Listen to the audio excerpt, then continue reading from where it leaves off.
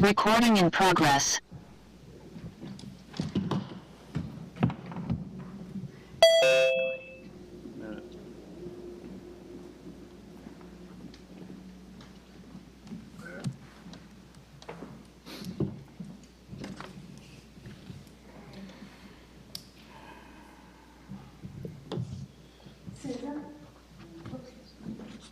Susan, can you give me share screen access? I'll do my best. Right now, you want me to give you access? I guess it doesn't matter. I won't use it until it's time.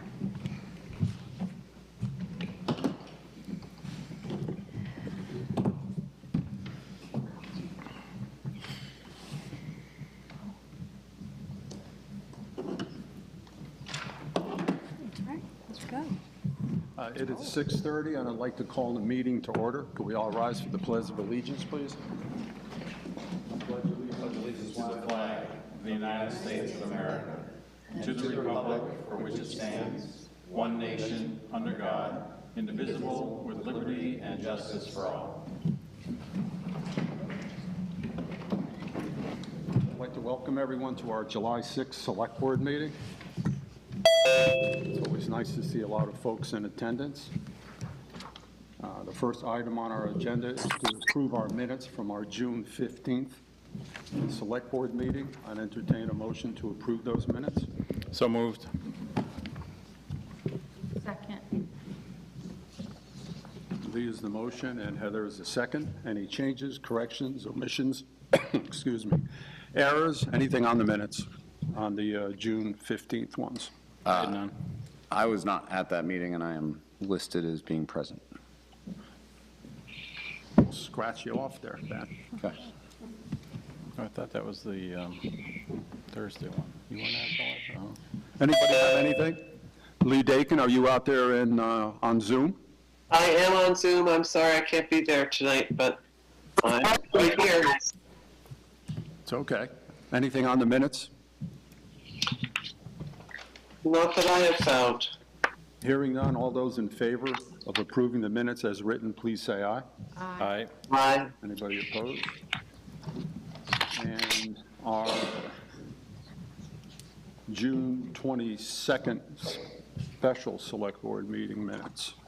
It says, Oh, it says July, but it should be June, I believe. I don't think we got to July 22nd yet. No. That was the only correction I saw in there. Somebody make a motion to approve those minutes with the change on the date. so moved. Second. Heather's the motion, and Lee Dakin's the second. Anybody have any changes, other corrections, anything else with those minutes?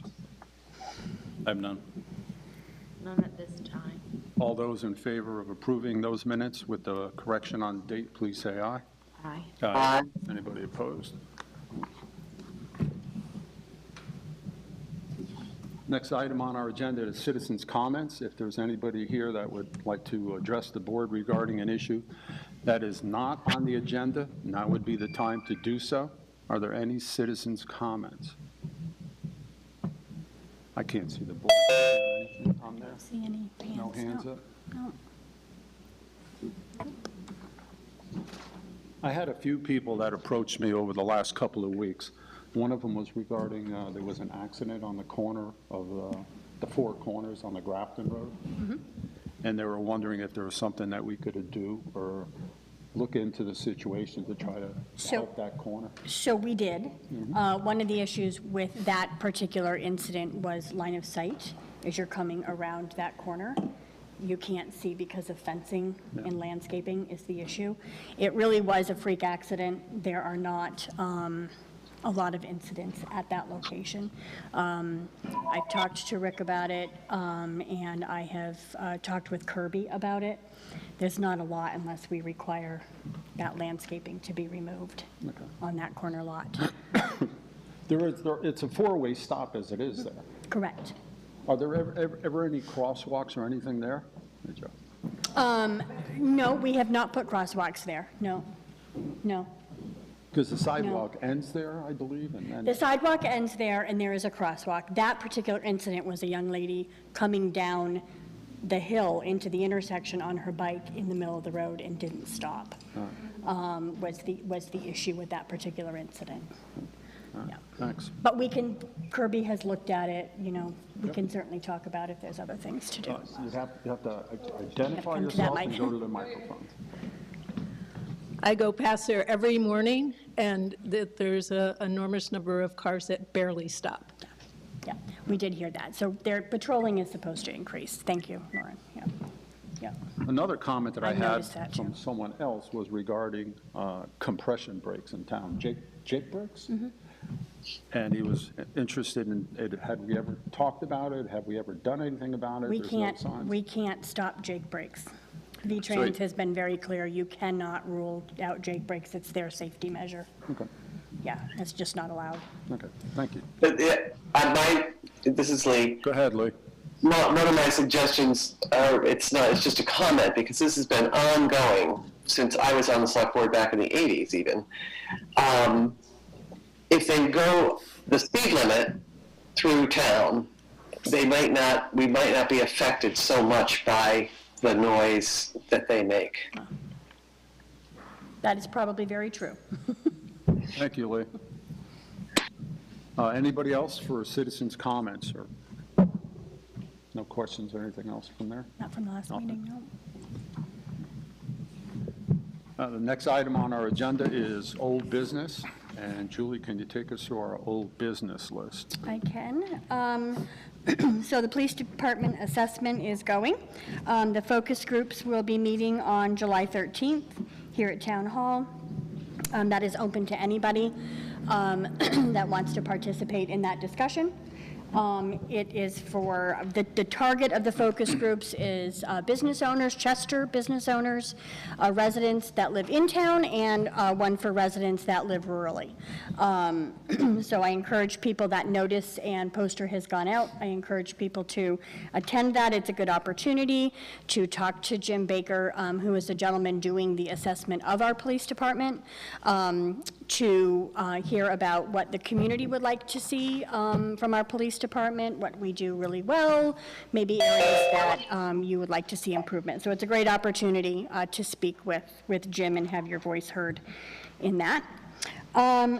Trainings, just so the board knows, I am working with the LCT. We have a lot of new members of new boards in town, and seeing through email chains that we need some updates on open meeting law in Vermont and how that works. So it'll either be the September 12th or the 14th, the LCT will be coming down to do a training for all the municipal boards and committees on open meeting law. Because a lot of people, unless you've worked in government, you just don't even know what that is, but it's critical. So that'll be coming in September. The solar field, we finally, thanks to Tim Roper, got the name of a gentleman, Mike Gamble from Gamble Real Estate Services, who has offered a contract price of $49.50 to do the appraisal of the solar field.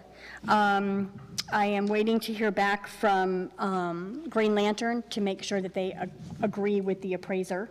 If the board gives me the general go-ahead, then I will go ahead and contract them as soon as I hear back from Green Lantern. My understanding was that you did want to proceed, but now that we have the price, I just want to make sure.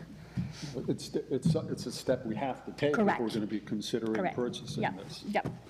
Yep. I mean, and that's the only response that we had was from that one company. Yeah, I have been, it's taken 6 weeks to even find somebody that does them. Where are they on? They're out of Burlington, Essex. Okay. Yeah. And they have experience in doing Yes. this before? Yes, they do. Well, that's a plus. Yeah, and Tim Roper is the one who recommended them, came through a thanks, recommendation Mr. of Roper. Tim. Brookside, the piers for the boardwalk will be installed on July 25th, with construction taking place shortly thereafter. So come mid-August, the Brookside Bridge and boardwalk should be completed, finally. Public safety building, town garage, work is going to start coming to completion. Steve is working on the punch lists for both projects. We're meeting with them later in the week to go through those final items. But once we get I would say probably the end of July, maybe beginning of August, we'll be able to nail in or nail down what the true cost overruns were, since we know that we have them because of the COVID costs. We'll have a definitive number. And then just an update for the board, the VHFA program that the state, well, actually it's run federally with ARPA dollars. There is a program out there for anybody here that's interested that will help pay a delinquent water, sewer, delinquent tax, and delinquent utility bills for people for primary residence. And so Chester, Amy and Debbie have worked great with a number of people to get them signed up. And so far, Chester has gotten just under $29,000 of delinquent payments in, with another about 31,000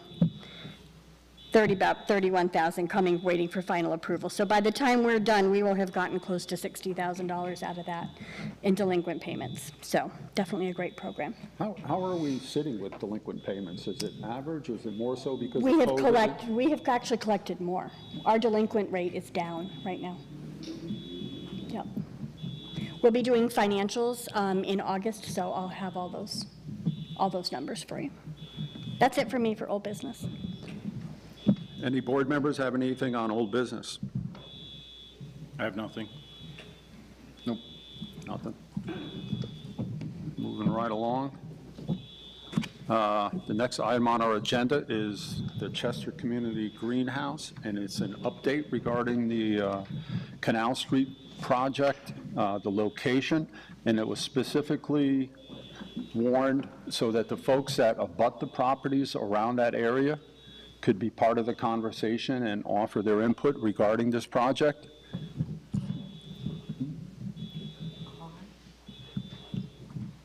What's that? Car alarm? Yeah, Kirby went out and looked. I thought it was my hearing thing. I can't, I'm hearing, I'm going to try to say anything. I don't know. I'm not sure if they're going crazy on me. So Cheryl Joy Lipton is here to give us, along with a lot of members of the group, to give us an update with specifics regarding the site itself. And hopefully, if there's any questions or comments or concerns from any of the folks that are here for this topic, that she'll be able to help us out with some answers. Okay, so does this work? Can everybody hear me? Yeah, okay. Right, I am Cheryl Joy Lipton, and president of the Chester Community Greenhouse and Gardens. And I hope some of you were able to attend the other presentations given to us, and if not, the one from June 15th is recorded, and it's on SAPA TV together with the, it's on the select board meeting. So it's got a bit of the history of the project, started 2 years ago. And the rest of the, let's see.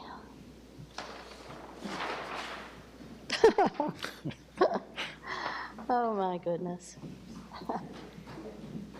Well, let's just go with this. And I'll put that up in a minute.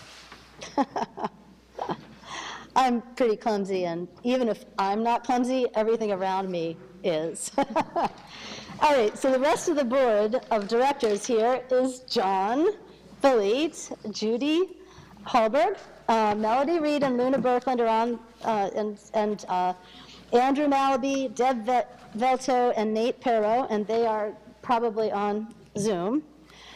So we are a member of the Vermont Community Garden Network, and we're dedicated to creating and operating a community greenhouse and gardens in which those people who live, work, or go to school in Chester, Vermont can garden.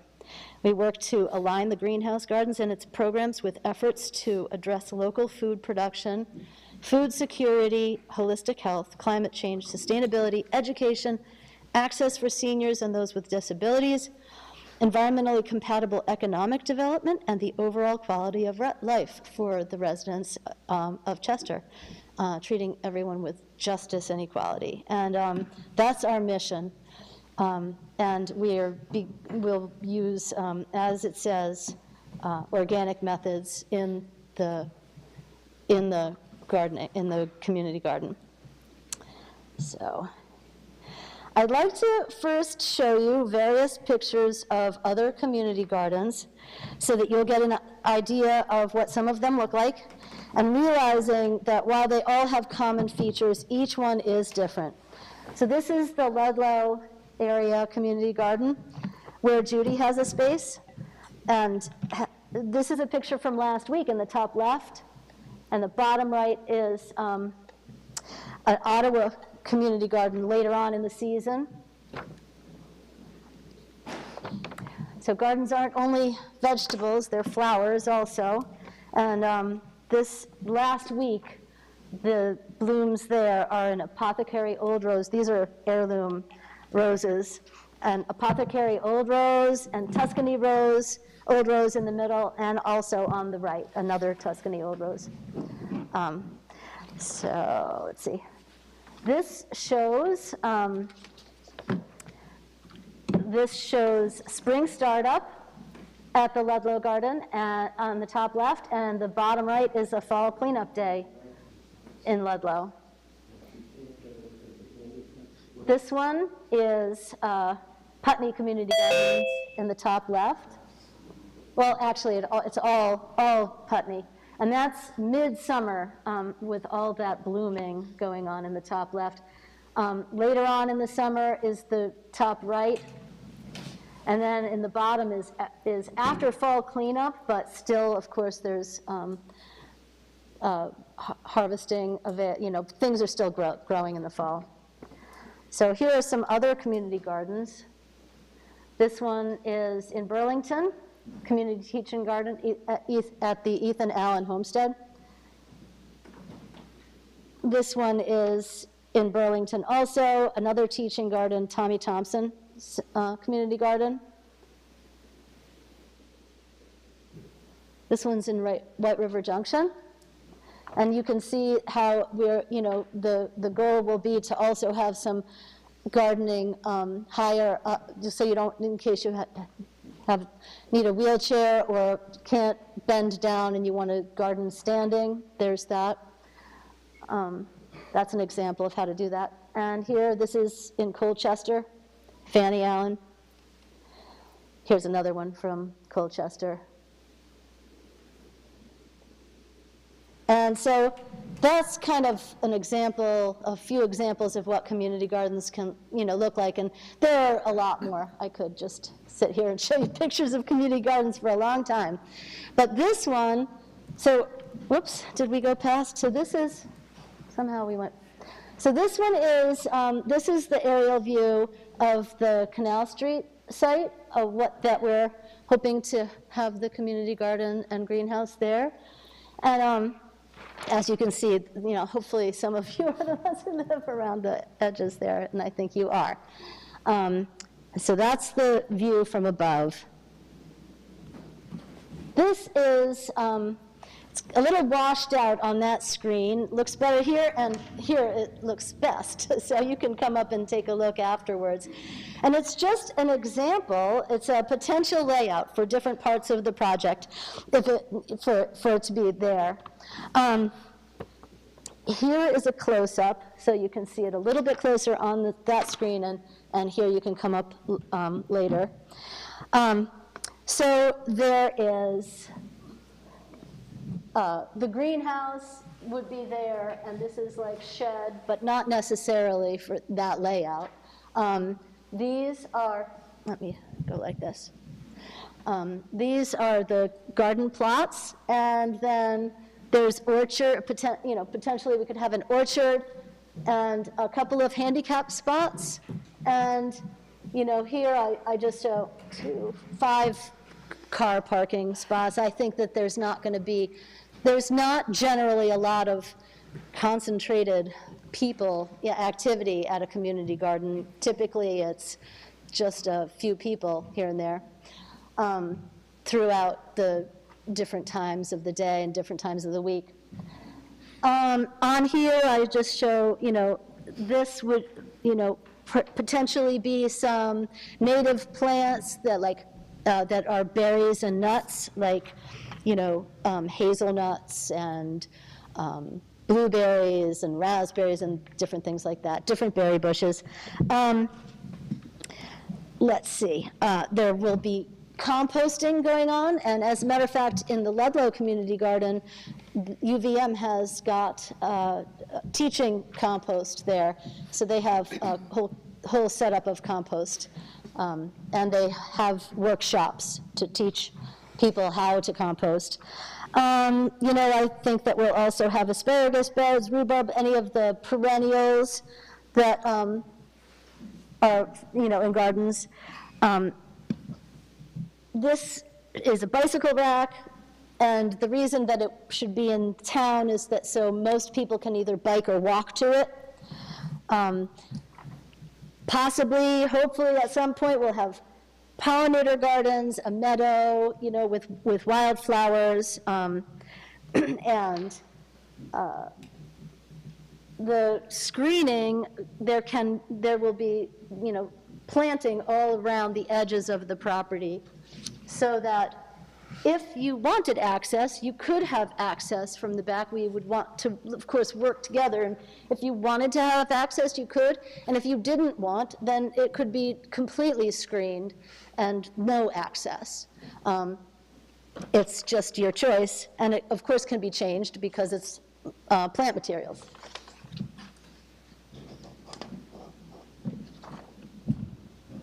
So this presentation is mostly just so that we can answer your questions, if you have any.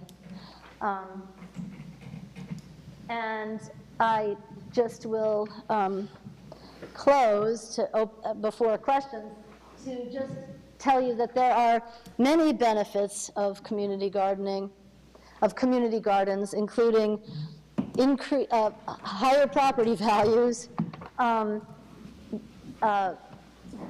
health,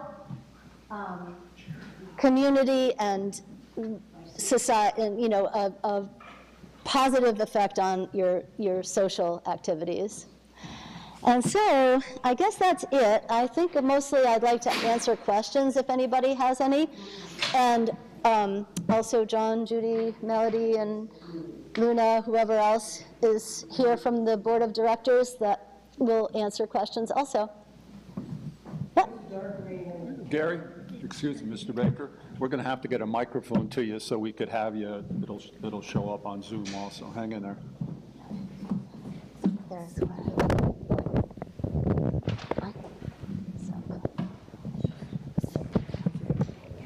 What is the dark green in the chart there? With the dark green? Right, This? yeah. Oh, those are trees. Trees and shrubs, like, Juneberries and butternut and different trees and shrubs that are native and that would produce fruits and nuts for us and wildlife, for everybody. How does somebody get into the garden? I mean, if they want to be a member, is there a membership fee? Is there some type of requirements in order to be? The only requirement really is for you to either live, work, or go to school in Chester. And that's pretty much it. And I mean, I think if somebody doesn't, and then they come to us and say, give a reason why they should be able to have a plot there, then we'll think about that as well. So as for a fee, we really don't, we're figuring out now the fee that we'll charge. And though, if somebody is financially unable, we're planning to have financial aid for people who can't do it. And there will be requirements. There's always rules of how to have your garden plot. You need to take care of it and things like that. So we'll have a list of, not rules, but guidelines that each person who gets a plot will sign a promise that they're going to do it the right way. Okay. And not use chemical, garden organically, because it'll all drift to somebody else, so. Did you consider the Pinnacle as one of the sites for the garden? We did consider it. It's not really in the middle of town, so it's not in walking distance from the most people. But, you know, and that really is the main, that's one of the main reasons. Additionally, the criteria for our needs would be to have a spot that was at least an acre. And in actuality, I actually don't even see where gardens or the greenhouse could fit at the Pinnacle. Everything's pretty much filled up on the flat land, you know, and then there's the hill, but you can't garden on the slope. And there's space between the baseball field and the pool. Not a lot, not an acre, not much. I took a lot, I go out there on a regular basis. But anyway, we did consider it. We looked at a whole bunch of different parameters, and it didn't fit the bill. We did actually hope for some land over right beside it on the other side of Lover's Lane, even though that is right on the edge of town and not really centrally located. Well, I'm not town, but the village, the walking area. It's at the edge of the sidewalk, the limit of the sidewalk. But that was not, so the Buttonwood Farm was not interested in having us use any of the land. How are you getting funding for the projects that you're going to be undertaking?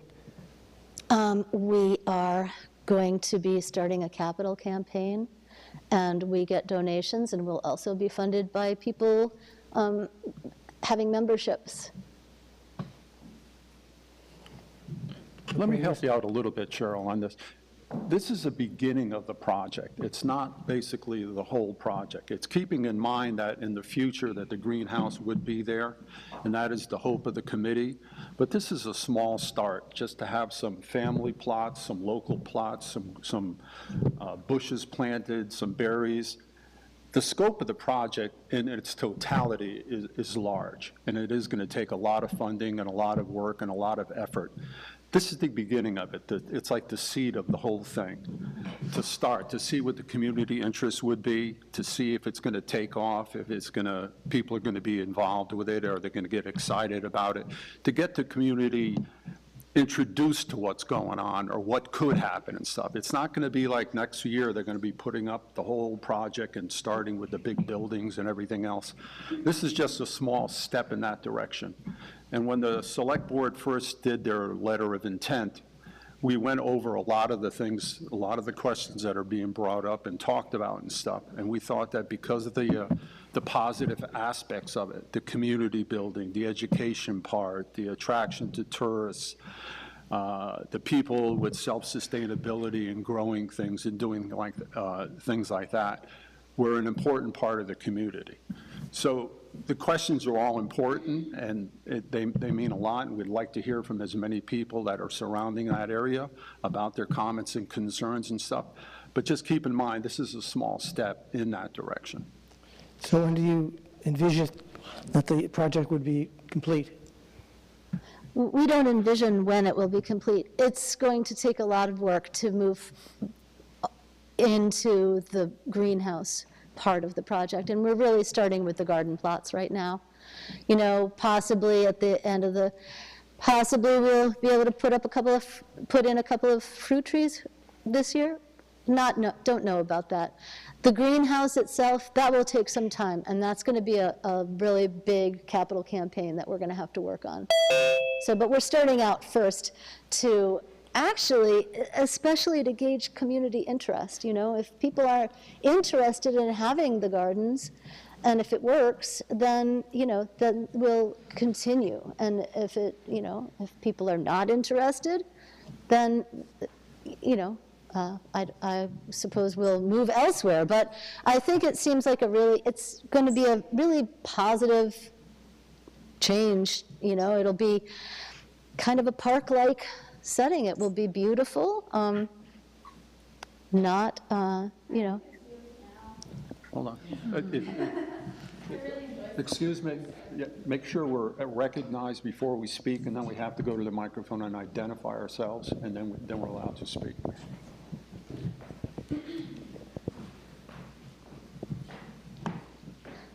So anyway, it'll take a while before for the greenhouse. So my name's Alexandria. I bought my property back in November, and I bought my property because it was very quiet and peaceful, and there wasn't lots of traffic and movement, and I could sit in the backyard and, watch my animals run around and play. And if there's lots of traffic, like we don't even have a dead-end sign at the end of our road, and people are constantly driving really fast down that road, so I'm very concerned with having something down there that people are just going to be traveling down that road aimlessly. And that's very concerning for my animals and the kids that walk up and down that road. Judy wants would you like to help out with the answer reply to that. Thank you, Alexandra. I can address, my name is Judy Hallberg, and I am part of this committee, but I also have a, I don't know where I should speak to you or speak to the camera? I don't even know where the camera is. We have, up in Ludlow, we have about 42 plots. Each plot is 12 by 12 feet, and some people, including myself, have more than one. I've got 2 plots adjacent to each other. I was working this morning up there. It was a gorgeous day, a beautiful day to be out gardening. It was cool. The sun was in and out. We'd had a lot of rain, so everything was flourishing. There were 4 cars. There was never more than 4 cars in our little parking area where we have. Everybody works very quietly. The only thing that makes noise is the power lawnmower when the area around the exterior of the garden needs to be mowed. And this year, we invested in a push mower for all of the areas that could be done by a push mower because none of us like the sound of the power mower. It's a quiet, peaceful activity.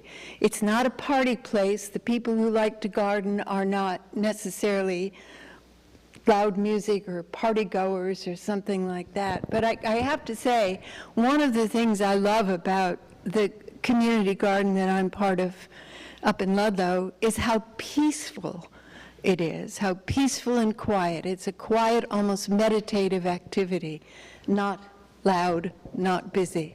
If there's traffic in and out of Canal Street, is that what you're talking about, or is your property on Grafton? Canal Street, I don't think the garden or the gardeners are going to have any impact at all. If you have noisy drivers going too fast, too frequently on Canal Street, it has nothing to do with the gardens. So that's not good. There would be a reason for people to be driving out there now. The Ludlow Garden is larger now. It's been in existence for 22 years.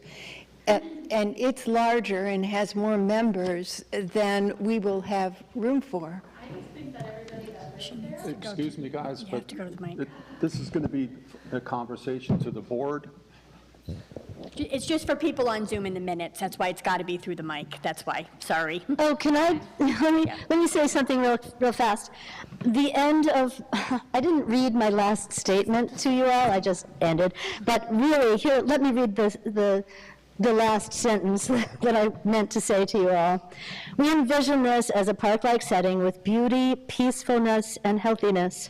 And we'd like to be a part of the neighborhood and work together with each other.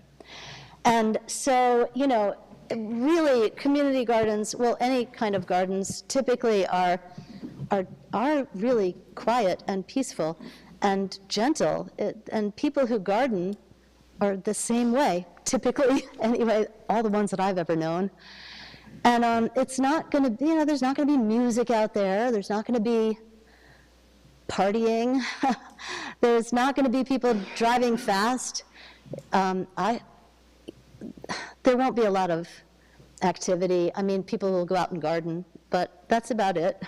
So, I just think it's very beautiful the way it is right now, being nothing in the field and being able to go out back and look at absolutely nothing and have our privacy in that field.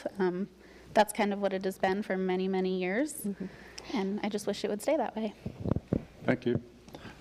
Anybody else have any questions, concerns, or comments? My name is Mike Reeb. I'm a beekeeper here in Chester, and just to put on a drawing board, I'd be willing to contribute time and equipment, bees, if that's something you'd like to have become part of this. Excellent. Okay. This will be, you see on here pollinator garden and meadow, so that's wonderful. We need the bee. Be happy to help. We have to have them, yeah. And also, we're happy to, put a buffer against other, if you want to not see anything, then, and, you won't hear anything because it'll be pretty quiet. But if you want to not see anything, we can always put plant material in, and there can be evergreens to shield you from the view, if you want.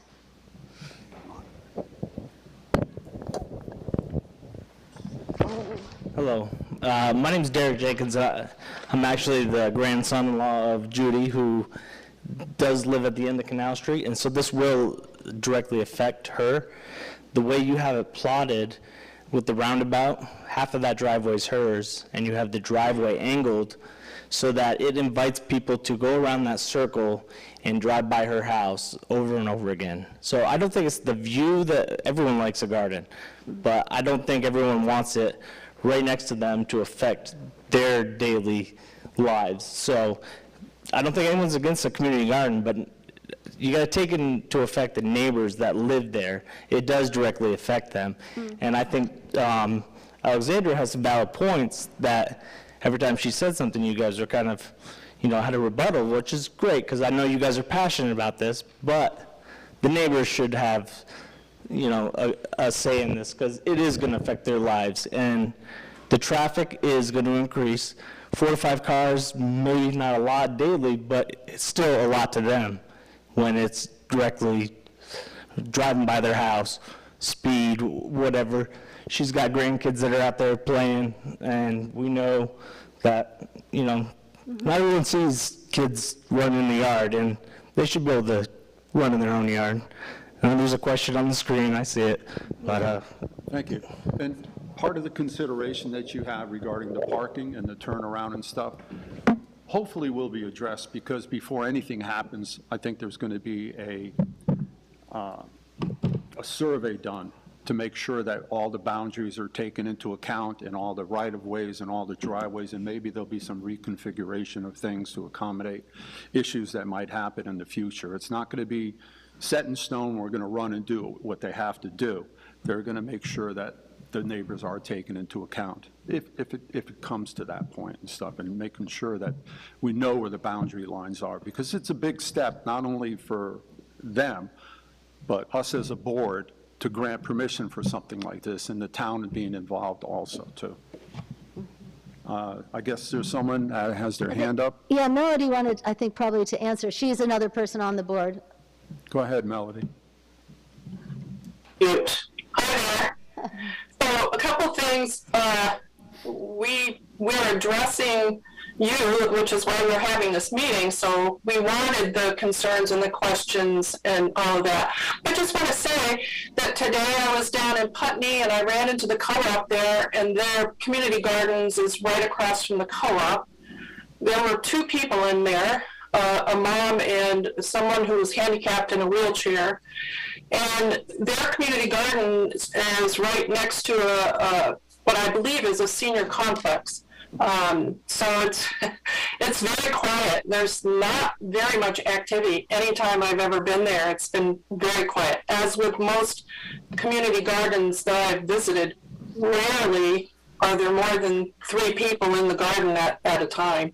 So I don't think that there's going to be a big increase in traffic. One of the reasons why we liked this site was so that people could bike there or walk there. Okay. Thank you, Melody. There are 2 more questions on Zoom. All right, we'll take one more question on Zoom, and then we'll go back to the audience here. Who's up on Zoom? Oh, Jana? Yes, thank you. Yes, my question is, has this greenhouse structure in its previous state, has it been heated in the winter, and will it be heated in the winter? in this new location, because our experience has been that greenhouses that are not heated in the winter tend to collapse, especially with all the Vermont snow. And also, does Vermont building code require heat in order to maintain the structure's stability?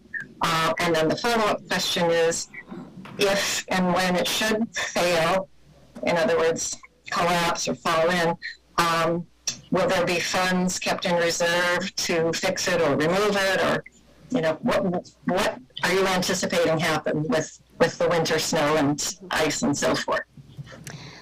So yes, it will be heated, and it will not be going up right away because it will be very expensive. So we have to work on, as I said before, a capital campaign in order to generate the funds to put it up. And it will be double glazed. We've had structural engineers look at it and take a look and determine that it will be, it is able to hold the newer insulated double pane glass. So yes, it will be heated, and it will be, it won't collapse. So if, you know, if it should, or if there was some other, you know, natural phenomenon, hurricane, or whatever it might be, who would then pay for, you know, the reconstruction or the rebuilding of it? Go ahead, Melody, you can take that one. We plan to have monies available for that scenario if it ever happens. If interest dies and, you know, the greenhouse needs to be dismantled, our plan all along is to have funds put aside for that, you know, just in case scenario. We're also going to have insurance, and so that'll be covered under insurance. And we'll sell the greenhouse if the lack of interest accrues. I see. Thank you. Was there, I'm going to wait till we have everybody that hasn't spoken yet, and then we'll get back to people to speak again. Lauren, did you have your hand up? One consideration that, besides Canal Street, there's a fair amount of foot traffic on Grafton Street, and when it's busy on the green, we get a lot of people cutting through, and that's just something that could increase, I suppose, if you're encouraging walking to the gardens and people are going to cut through our properties to get there. I'm a little concerned about the traffic increasing in that way. We do get a fair amount of cutting through. That's a good point. And the cutting, that's why on this plan there's vegetation all the way around the borders. All the borders has vegetation.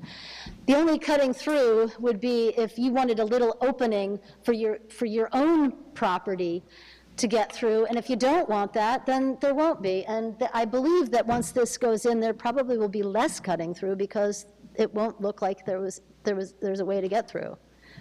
You know, this is all vegetation, shrubs, mostly shrubs, and it's not detailed right yet. It's just a concept plan. So, and the point that I think I wanted to make mostly and have is that according to each homeowner who is a neighbor abutting the property, we'll accommodate what you do or don't want with the you know, plant materials, with buffering, so that people, I mean, if they don't even see a way through, then they won't be going through, I would imagine. That's been experience and education on my part. Was there another person out on Zoom that had their hand up? Yes, I don't know if she still has to ask, but Robin Riley. Yes, it's Robin Riley. Thank you so much. I had a quick question about the well, and I apologize if you've already answered this previously, but the well is currently authorized for emergency use, and it is disconnected from the town system. But I guess I'd like to know if the town anticipates having to use this for emergency use at all, and if not, is there another system in place to do so? I'll answer that. Go ahead. The well in question on Canal Street is, we've had 2 engineering studies done, Dufresne and Henry, and they subcontracted out another study on that well. And their recommendation is that we would never develop that well again because of certain situations and issues that surround the well. Some of it being a 200-foot buffer zone that's not obtainable.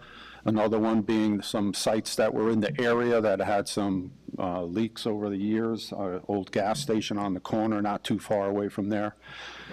If that well ever does come into play, it's a boil water situation no matter what. If it is put back into the system, and the town does not anticipate that that would happen because it would be against the recommendation of the engineering studies that were done on that well. We're currently looking at other options for a secondary well in town. One of them was back on the Jeffords Well site for a second site there, a second well to have a backup in case something ever happens with the well that services the community now. But that well there, and before we even got this far in the discussion, we did our due diligence to make sure that that was not going to be an option to develop that well into a official standby well. Right now is just an emergency well, and it would be a boil order if that thing had to come online. Excellent. Thank you very much. Is there someone else that would like to speak again? And come on up to the mic.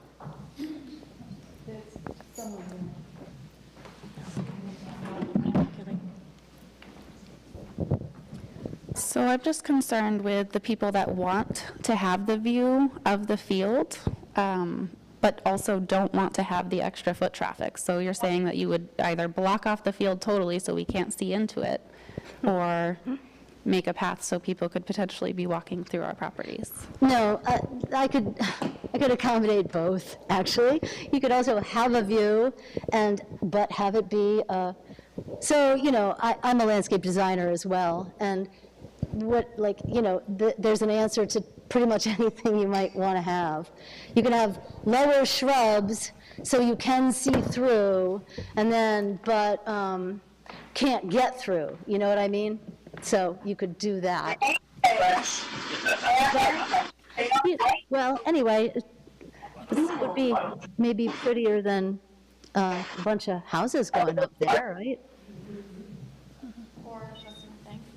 What? Are there any other more questions out on Zoom?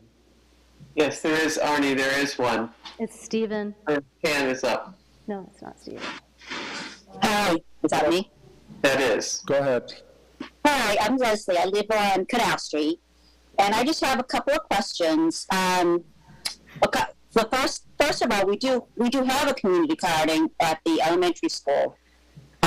Did anyone ever think of maybe expanding that? And going over to the elementary school, I've noticed that a lot of those community gardens aren't in use.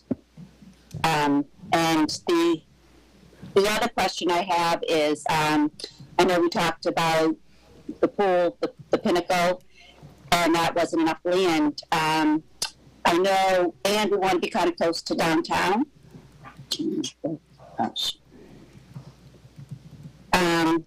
And is my microphone not working? No, we hear you. Go ahead, Liz. Okay. We hear you.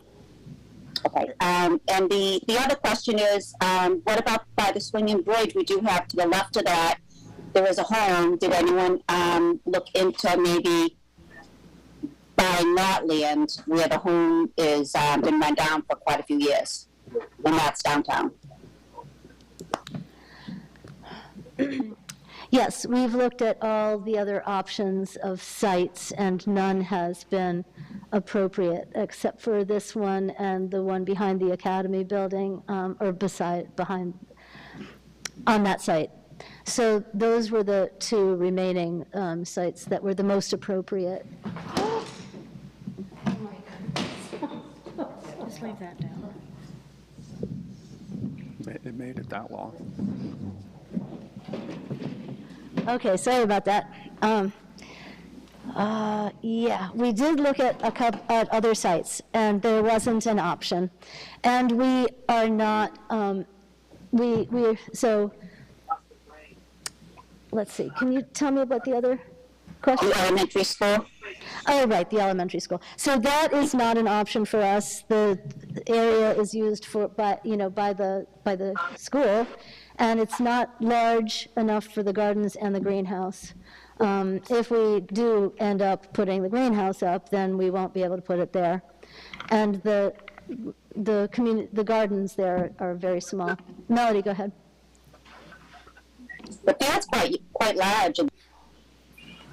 We actually talked with a few people about the school site, and it gets more complicated because it's the public school and we're a nonprofit organization. They have regulations and restrictions, and so we did, just for people who don't know, we investigated, probably 13 or 14 sites around town and investigated them thoroughly, contacted property owners, so it's not something that we did quickly. It's been 2 years now, a little over 2 years, so anybody that's not aware of that, I just thought I'd bring it up. But we also were approached by the people that own the condemned house on the corner by the swinging bridge. They were interested in selling it, and we felt that we were not in a position to be buying a house when we're trying to raise funds to deal with the greenhouse rebuild. So, and then there were other issues with that house, so that wasn't going to work as well. Anybody else have? Go ahead. One other thing with regard to the school, using the school property. People aren't really allowed on the school property during school, while school is in session. So, it would be limited to a very small amount of time to use the site. So it wasn't really an option for us to use actual school land. Anybody else with any questions or comments? I just said something. Yeah, there's. I know we're going Melody, hang in there a second. We'll get right back. So I know we're going backwards, but the funding, I know we're in the infancy phase, right? So funding is an issue. But then you just got done saying that it's going to be heated, you're going to build a greenhouse, but how can you do that if you don't have funding? So is there a petition for this where you guys have a lot of interest to build this? And then going back to, if you do, how is the traffic not going to affect Canal? Can you turn it down for a second and I'll turn mine It's up? like a three-part question, but. Judy's gonna. Yeah, I would like to help out. I think an unfortunate fact is that the name of the organization is Chester Greenhouse and Gardens, and the greenhouse is not driving the project.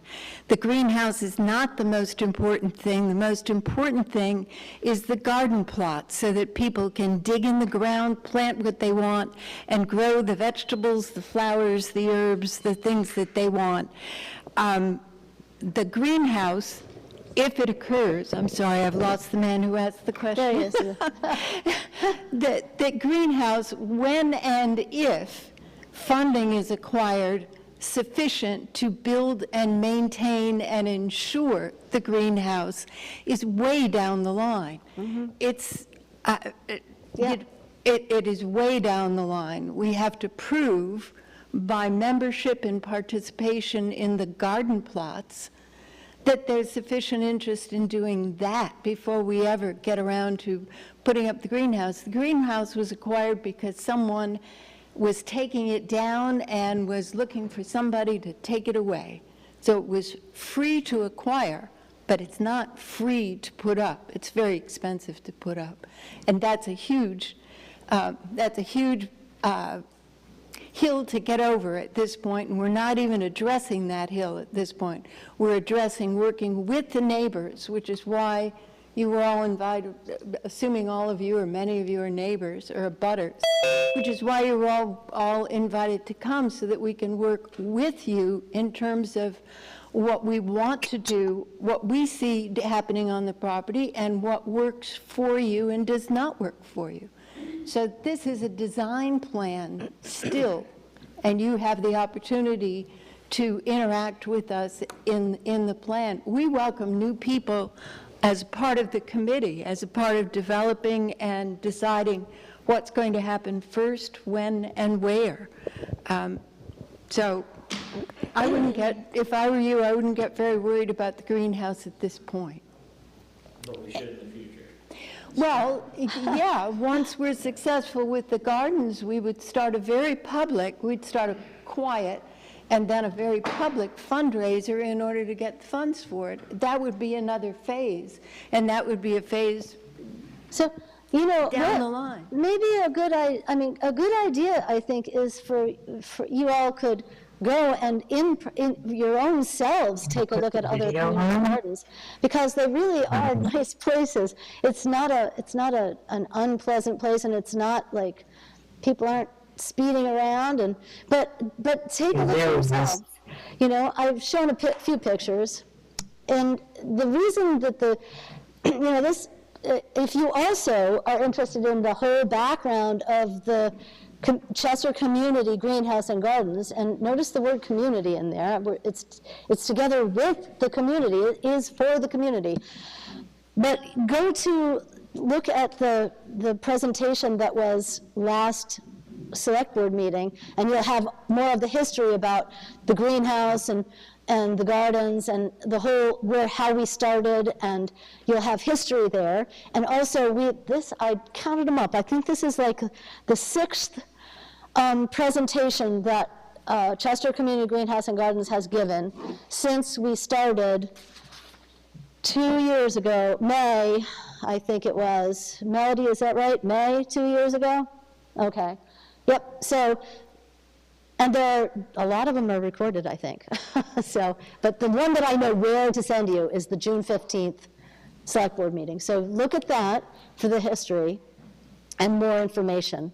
It's a 20-minute presentation or something like that with a bunch of questions afterwards. You have Melody out there again? Yep, Melody?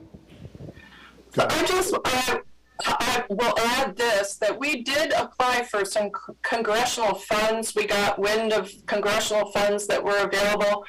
We applied. It's like a grant. I don't know if any of you are familiar with writing grants, but they're pretty labor intensive, and we're looking at close to a $500,000 project, all said and done.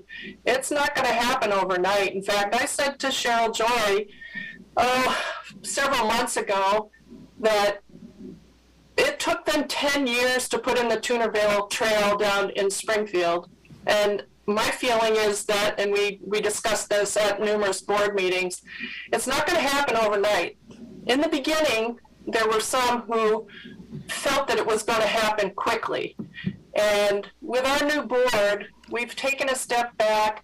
We're looking at the project in different steps, and it really depends on funding. So if you're up for it and you know some great grant writers, send them our way, because this is not a small potatoes kind of project when you consider the greenhouse, which is why we're emphasizing now, and we think it's a better idea and a better approach to work on the gardens first, and then we can better gauge interest in all of those other things.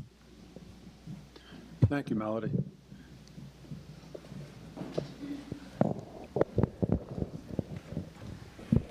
Another concern that I have is people that come in and, are growing their vegetables and have watched their vegetables grow over the month, and they look gorgeous, and somebody else comes in and doesn't have such great vegetables and wants those ones. There are people that do that. So, it could cause riffraff with other people in the town. I have to call, are you talking about other gardeners come? Yes. And take your vegetables away? My grandfather has been in community gardens in Manchester, and it's happened to him. Oh, well, I'm very sorry about that. Up at Ludlow, we definitely, there's jealousy. Why are Mike's tomatoes this big and mine are this big? Why does she have big, fat, green tomatoes like this, and mine are only like that? We talk about it, we laugh about it. When any of us have extra, immediately you tell the other gardeners. Someone's away for 2 weeks and you send an email around saying, please pick my lettuce, it's ready, I'm in Florida. So, you share. It's done within the community, but there is that kind of sharing. Every place is different. Well, are you saying that various people in Chester will just walk into the garden and take? Okay. I can't hear you when you're not at the Have this microphone. Conversation afterwards between the two of you, if you'd like to expand on it. But right now, if there's any other questions or concerns that people would like to address to the board or to the greenhouse committee, the group, now's the time to do so. Any other comments or questions or concerns? One more on Zoom. I can't read. Online? Oh, Emily?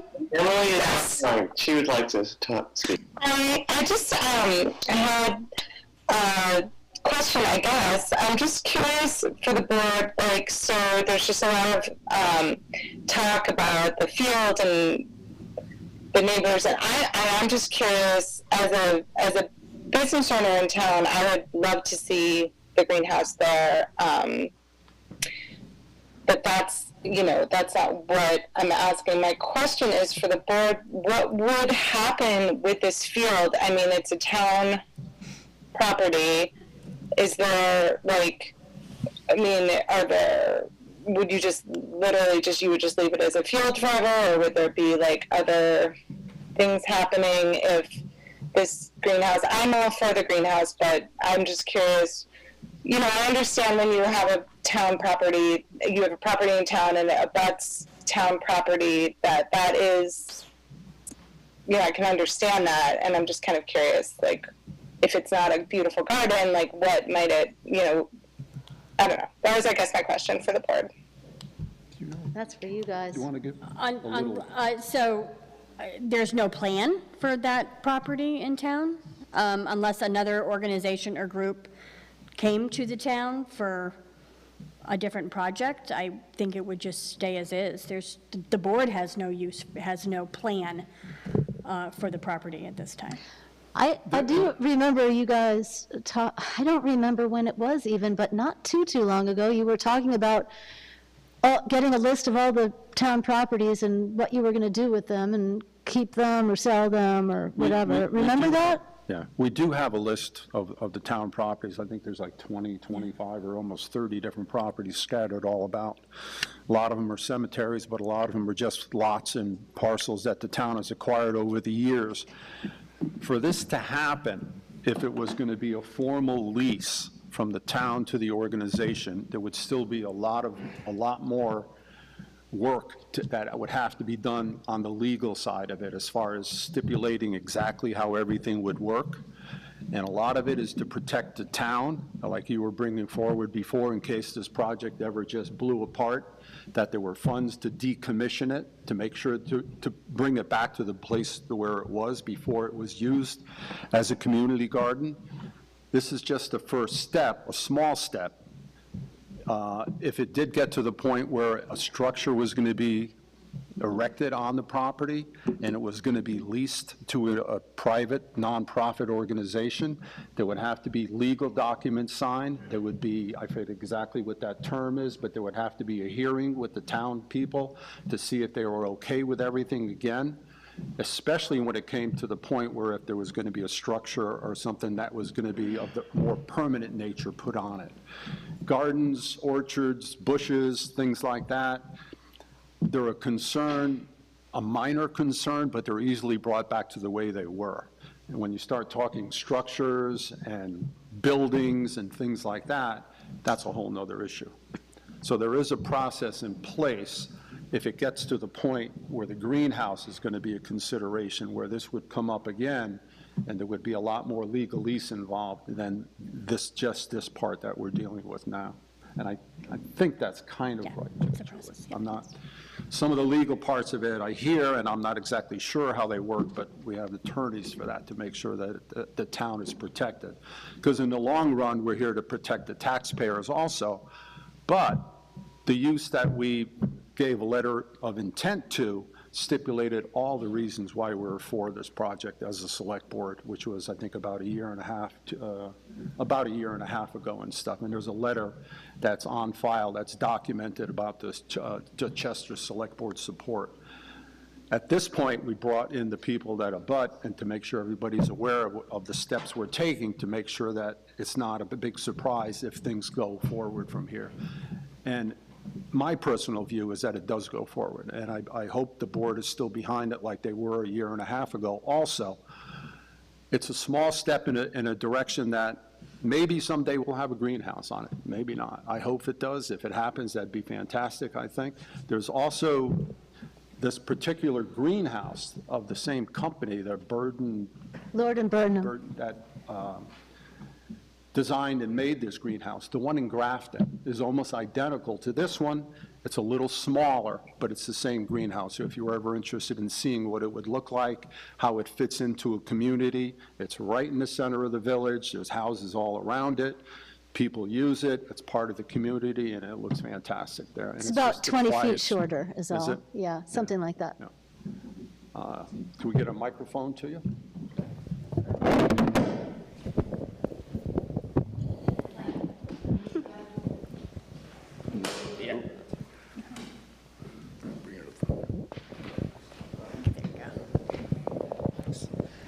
My name's Cole, and I was just wondering, are you guys just gonna come in and do this, like, starting with the plots, or will there be like a town voting system? How is that gonna work? There is not a town voting system on this one here. So there is what's called a 1031 notice. So if the town issues a lease of town property, there is a notice that goes out, gives 30 days for the taxpayers to file a petition. So if you're interested in that process, I can certainly share the statutes with you. But it would allow a petition, and it could potentially petition to put it to a vote. There is that potential process. It's called a 1031. Anything else from anybody else? Arnie, Jana Aldrich has a question on Zoom. Go ahead. Hi, thank you. You may have already covered this. I joined a little bit late. So just to follow up with what you were saying before, is there any scenario, just even with just the garden plots or any variation of this plan going forward that would impact the taxpayers, the tax rate? Would there be maintenance costs or any type of expenses that could fall back to the townspeople on their taxes? We would be entirely responsible for the maintenance of it. We wouldn't ask the town to take care of it. We would want to do that.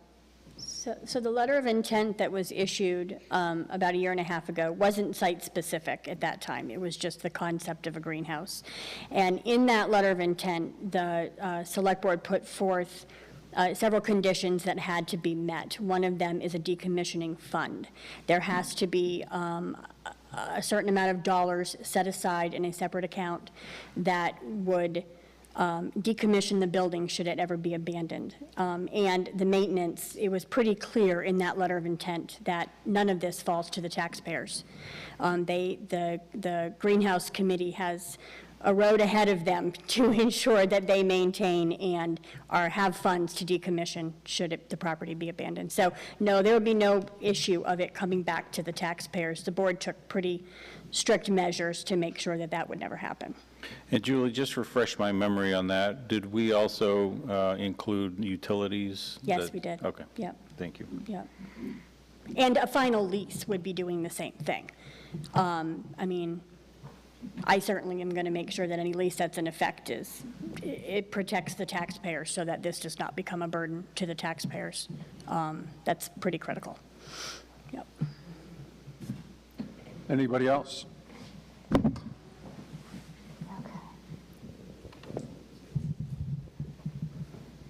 So I'd like to thank everybody for coming to the meeting tonight regarding this topic.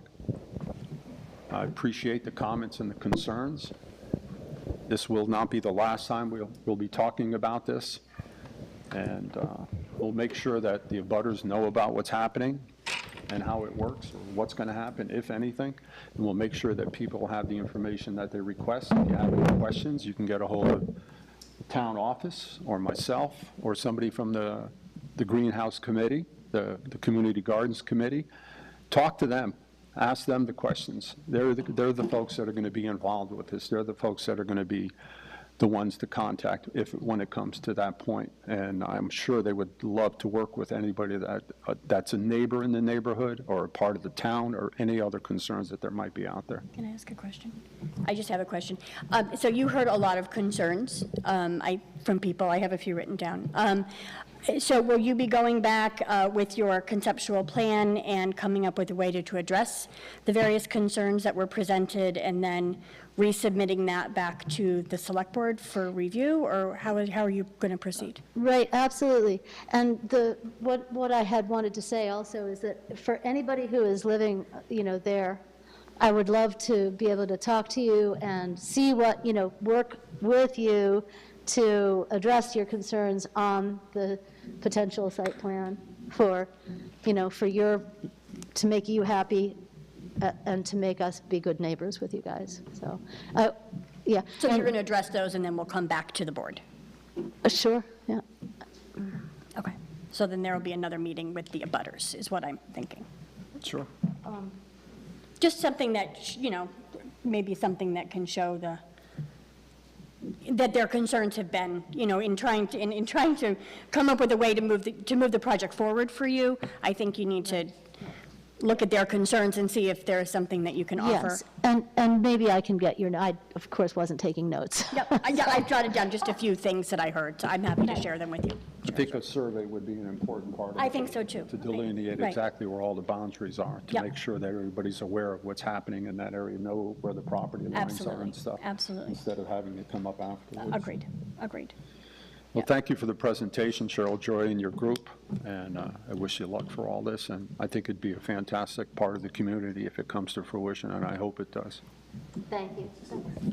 Thank you all for coming, and please contact me or any of us. We're going to move on our agenda, and if there's folks that would like to leave at this point, they're welcome to stick around for the rest of the meeting for sure, but if you'd like, we'll take a 2-minute recess if you folks want to head out, or you could stick around for the rest of the meeting.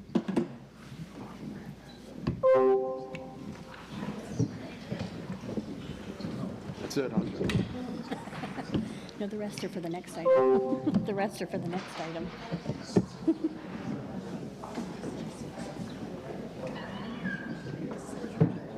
I have no idea.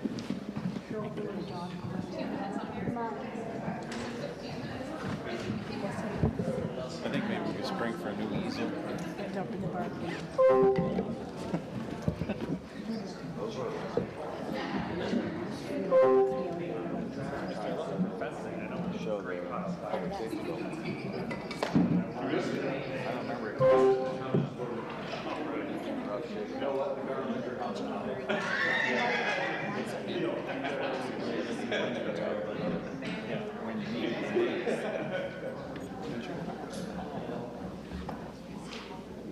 You been over to the town highway building? I've not. Every time I drive by, I should just stop. I know, I say the same thing. Who's got time for that?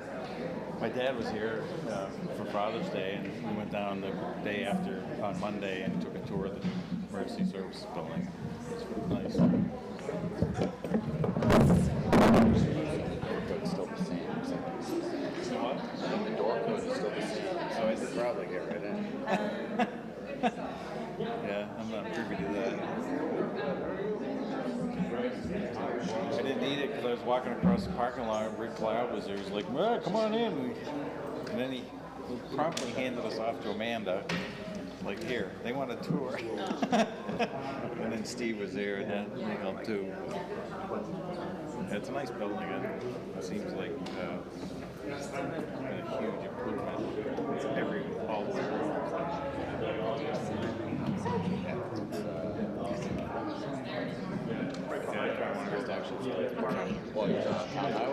Oh, I want to go to the town highway and see what Sorry that I offered at the end. last time I remember it, all the... She's got to show them. That's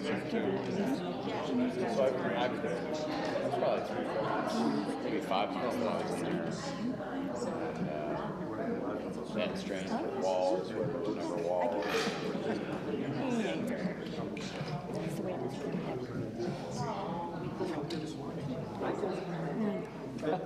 Yep. All right, I'd like to adjourn, I'd like to adjourn too. Can we go? Adjourn the meeting. I'd like to start the meeting again, guys. Excuse me? Heather, back to your seat. Oh, Graham and Bill. Excuse me? I'd like to start the meeting again, please? Yeah, I'm looking at you, Bill.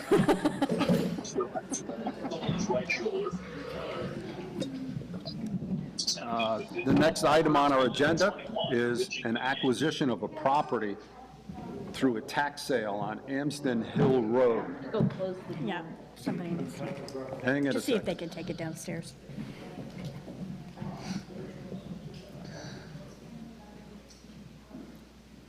Once the door closes. Yeah.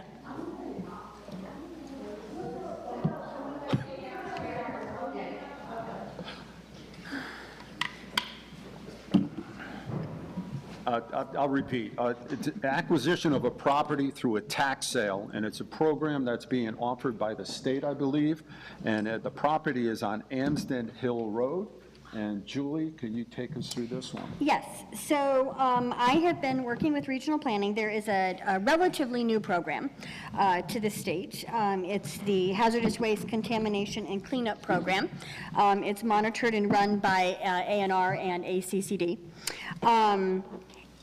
It is a program that allows municipalities to purchase less than desirable properties through tax sale. And then, once it's acquired through tax sale, clean up the property during that redemption period. And then at the end of that redemption period, or sometimes through a quitclaim deed to end that redemption period early, the property is then sold, and it is sold for the town, for the amount of the taxes plus any cleanup costs. One of the things that the state has done in a legislative session 2 years ago, and it was funded again this year, is funding, they've increased the funding through Brownsfields. And so a site doesn't technically have to be a brownfield site anymore. It just needs to have some form of hazardous waste on it, and it's a pretty low measure. So regional planning has funds. They've approved me getting funding for a phase 1 environmental assessment. That is step 1. Once we have that assessment, the town, I can then put the property up for tax sale. The town would bid on it and take the property. At that point, there is funding. Regional planning has authorized funding for an environmental assessment of phase 2. Once we have the phase 2 completed, that's where the real contaminants are identified, and then the town can receive funding through the Brownsfield program. Both federal, state, and regional planning has Brownsfield cleanup money. Most municipalities that have gone through this have not had to spend any taxpayer dollars, but the maximum amount that we would be responsible for would be 20%. And again, I'm assuming the town isn't going to want to keep the property. We would then clean it up, turn around and sell it, and get any money back that we had expended. So we'd sell it for market value? You could sell it for market value, or you could sell it for just what you have in it. That's up to the town. That's up to the town. Okay. Windsor has done this with several properties now.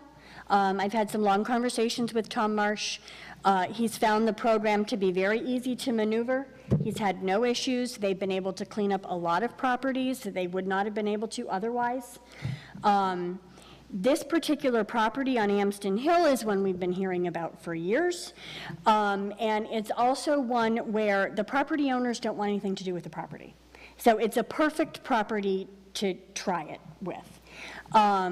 They've already given me consent for the environmental assessment, the phase 1. And I believe they are probably candidates of once it sells at tax sale, 30 days goes by, we have a phase 2. I believe that they would also just issue a quitclaim deed to me so that we wouldn't have to wait the year redemption period. So what I'd like from you guys is a motion just authorizing me to try out this new program, and it could potentially be another tool in our toolbox for other properties that we have in town, but this seems like the perfect one to start with. We've always talked about properties like this and what would happen if we did acquire them in a tax sale because of the issues that might be associated with it, whether it was contamination or Brownsfield or whatever.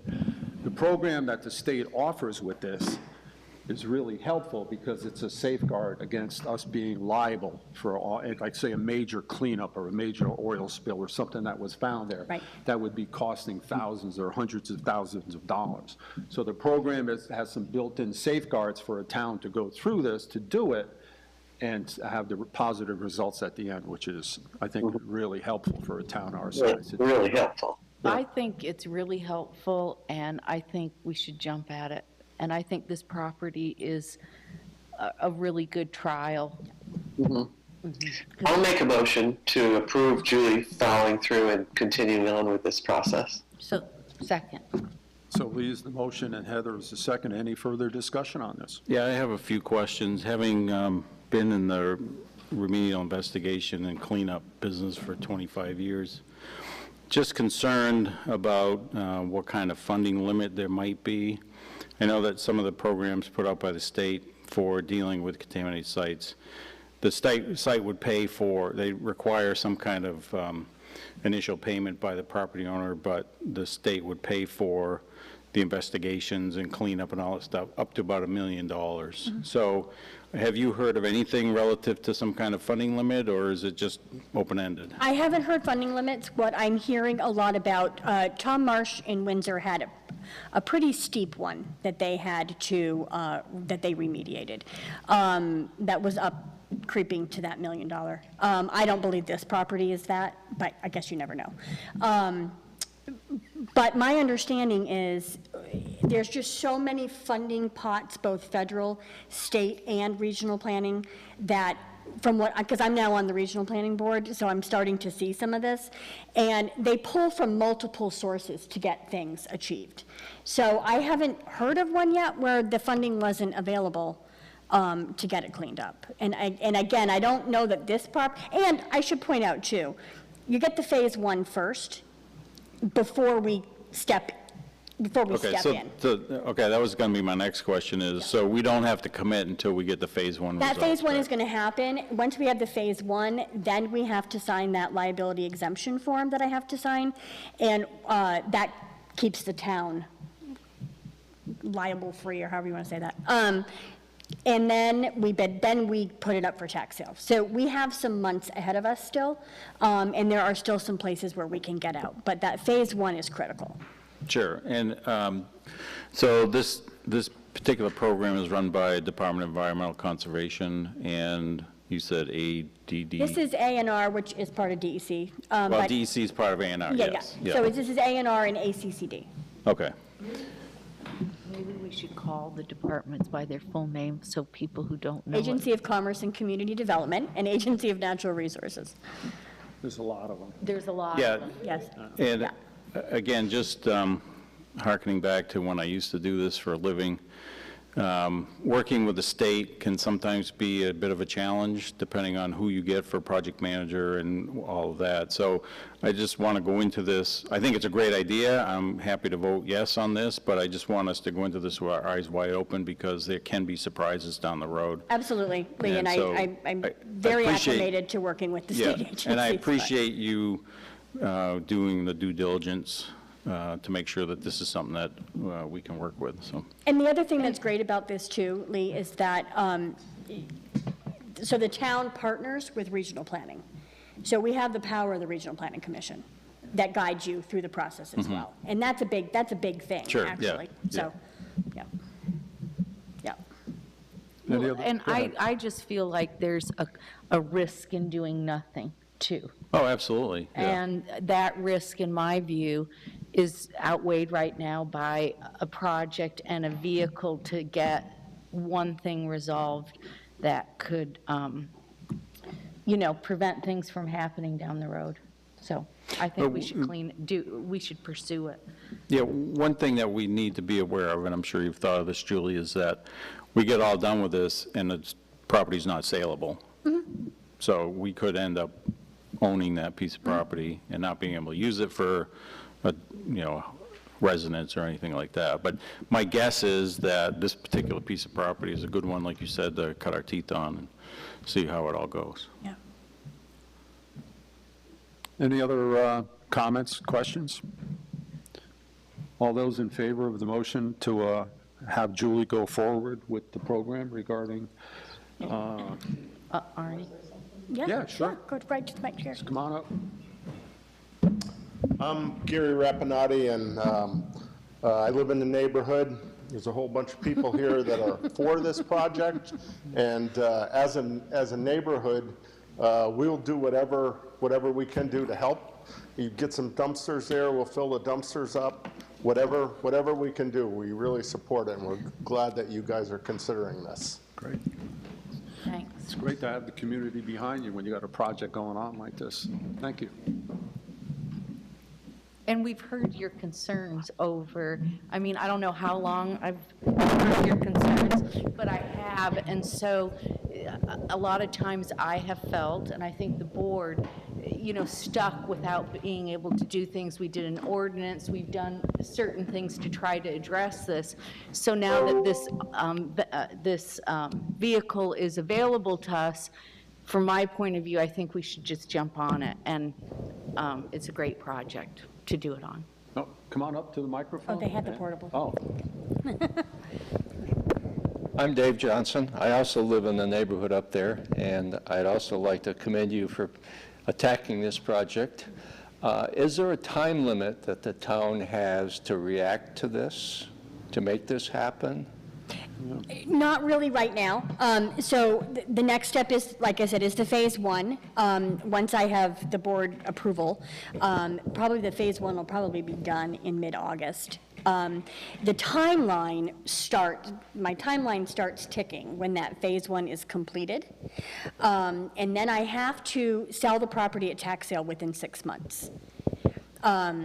If something happens and I can't achieve that, then regional planning has given me the assurance that they would fund a second phase one.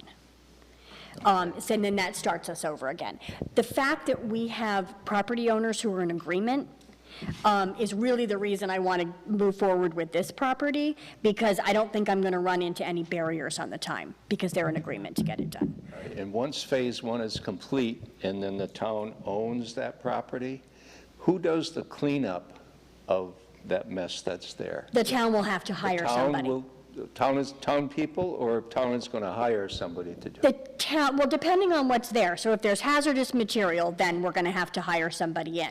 If it really is a matter of it's tires and metal and junk, then we could bring in some dumpsters, and Kirby would probably kill me if he heard me say this, but maybe the town guys could go up, and Graham's giving me the eye already. Gary And Gary's- Gary exactly. and I have equipment, Yeah. and if the dumpsters were delivered there, we'd be more than glad to supply our Right. own equipment and our own labor to get rid of this mess. Right, right, exactly. And Gary had said that, and Graham has said that, and, We're all completely willing to make this work. yeah, That's great. yeah.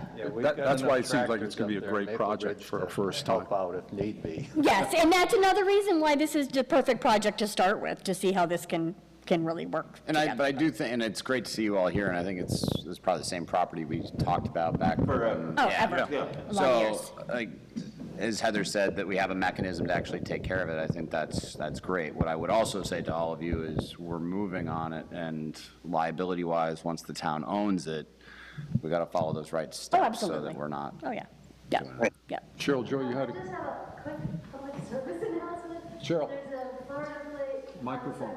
With lights on. She needs to come to the microphone. It's not really worthy of minutes, it's just a, What is it? There's a car on a CRV, red Florida plates, with lights on. Oh, okay. Thank Thank you, Cheryl.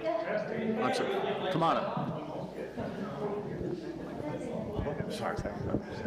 Mike Reed, this may be water under bridge, but just for history, back in 2018, there was an ordinance passed. So is the owner of the property now just free of those responsibilities with their willingness to allow this process to proceed? Is that the way it works? once we were to acquire it at tax sale, They still have a legal interest to the property, they still have an obligation. The problem with that and these particular property owners is there is no resource to clean it up. So we started down the road of salvage yard ordinance violation. You can take it all the way to the courts and we'll pay tens of thousands of dollars to get a judgment, and there still is no resource for them to clean it up, which is why the state has adopted these programs, because that's the issue they're running into. Can we progress, so far through this and then have the homeowner come back into it with some rights? So during the year right of redemption, after we purchase it at tax sale, the property owner can come in and try to redeem, but what they're going to have to redeem is the amount of taxes and any funds spent to clean up. So it almost takes it out of the equation, property redemption. Do you see what I'm saying? I do. Yeah. The other thing is, that's why as soon as we buy it at tax sale and enter into that 1-year redemption period, I'm going to work with them on them issuing a quitclaim deed to the town, and that ends the redemption period right then, and then the town owns it. That's my goal. That's what I'm hoping to do. And so far, they're in agreement for that. Last question is probably in the records, but how big is that property? No. Brian, did you look, when you looked at the, it's less than an acre. Half of it's hillside. Yeah, yeah. It's basically where the trailer is. Yeah. That's the most, what you can see is what is there. Right, right. It's just how high you can stack the trash. I knew it was less than an acre. I didn't know if you had seen it, Brian, or not, but yeah. Any other questions? Any more comments? All those in favor of voting for the motion for the next step in the acquisition of the property on Amsden Hill Road through a tax sale and through the remedial, whatever program you have going there? Yeah. Yeah. All those in favor, please say aye. Aye. Aye. Anybody opposed? All right, so this is for the first phase, and Thank you. we'll This, take it yep, from there. I will keep you updated as we go along. That's good news. Good. You guys? Long time coming.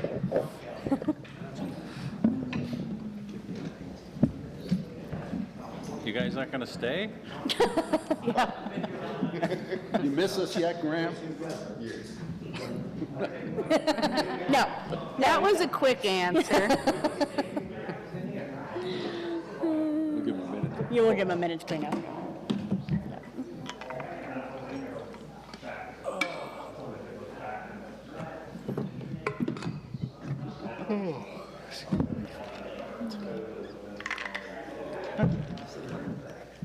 Yeah, really. To go quicker from here. The hardcore people stay. Well, we're here because we have to. It's exciting. It is exciting. I'm excited to try it. We really, We'll see. Yeah. It'll be work, but I'm excited to try it. I am excited for you to do that, Julie. Yeah. Thank you. Yep. Be a good test case. It'll be a good There's test few other case. places that are Yep. probably would Yep. fall into that situation. Exactly, also. but way more risk. So I just, Yeah. this is a good one to try. Get our feet wet on. Next item on our agenda is a coin drop approval, and it's regarding our Ruckup Incorporated, and I believe George Legacy is here to speak to this issue. He's requesting a coin drop on August 6th. I believe you've been here before, you've done it last year, and this is just a request to do it this year. Arnie? Yes. Excuse me, but could you remind me what Ruckup is again? George will fill us in on it. He's going to give us the history on it and the request coming up. Thank you. All set? Go ahead. Hi, I'm George Legace. I'm also a vice president on the board of directors for Ruckup Incorporated. We're a nonprofit veterans organization based out of Keene, New Hampshire. We're veterans helping veterans. None of us collect a paycheck. We're all volunteers, as we've always said. We do advocacy, outreach there, and we have a food shelf. We have an outreach program where we help veterans maintain or get housing for them. We have a set limit that we give each veteran, but we work with other organizations in Vermont and New Hampshire to obtain monies to help the veterans get what they need to either stay in the house or to get housing. We don't help them with pet bills, we don't help them with car bills, because those are never ending. And we did the coin drop last year out here on Route 11. We were there for approximately 4.5 hours. Several reasons why we got done early. One, the rain came and shut us down. We was low on manpower, and I was sick and ended up in the hospital. So this year, we're hoping for a better day for everybody. We're all doing well. And as I said, we're based out of Keene, New Hampshire. I live in South Londonderry, Vermont. We help a lot of veterans in this area. And I'd love to be able to hold another coin drop there again. I appreciate the help that the town has given me in the past 2 years. It's been greatly appreciated. If anybody has any questions, wants to know what's going on with Rec Up, we also have a food shelf, and last year we handed out 5.5 tons of food. This year, we're going to surpass that because of the way the prices are going and everything. And at this point in time, we've helped, I want to say, around 120 veterans maintain housing or get into housing this year. Our advocacy program, so far this year with the beer math that the VA uses, we've been able to recoup for veterans through the VA benefits, about $1.2 million in VA benefits for different veterans. So we do a lot for the veterans. We're just a small organization, and we get out, and this is what keeps our doors open, is all our fundraising that we do. We don't get any monies from the state of New Hampshire or the federal government. So, and we work with grants. Our head Ruck Up man, our president there, AJ Page, does all our grant writing, and he's also our full-time counselor. We work with one-on-one groups and AA down there for veterans. So today was a group day. I go to group days, and it's awesome. Great place. People ought to visit it and see what's going on. Arnie, I would like to first off say thank you for your service and what you do for all the veterans. Yeah. And I would like to make a motion that we approve the coin drop for Ruck Up to occur on the date requested. Second. Thank you You're very welcome. much. Do you keep any statistics of how many people you help in our area? In this area? Yeah, Chester or? Chester, not actually. Okay. We keep, I That's can give you, fine. I don't know if Julie got a copy of this. I dropped it No, I off just got your earlier. application, that was it. Oh, I dropped Yeah. this off earlier this year when we got it. This is, Yeah, and I know you do great work, and I appreciate it. The state of New Hampshire, there's a couple of them there. Tells you what we've accomplished for what we've done for the year. We're required by state law to give that to the Attorney General's office. Well, thank you. And that I just just breaks wondered if you had any data Now, off on. the top of my head, I know of, well, I was with the 131st Engineers, and out of my platoon, I've got, I think, 7 or 8 men that have been helped by Ruck Up that live in this area, okay? And there is 3 or 4 that I know of out of the Rockingham area that being helped by it, so. And the only reason I ask is I think our policy for coin drops that we agreed on last year was that it would have to have an impact on Chester. So I'm just doing that for due diligence. I know you do a lot of great work. No, we do. I can, I can't give you the names of the veterans. that No, I know. wouldn't want the names. I can say that they were in my platoon. I was a platoon sergeant when we went to Desert Storm. And I know they have some health issues, and some mental health issues. Okay, So, thank you. So George, if any veteran in Chester or the area around here went to your organization, you would help? You bet it, yeah. As I was saying earlier to one of the people behind me, we have an outreach program, and the outreach people meet on Thursdays in the morning.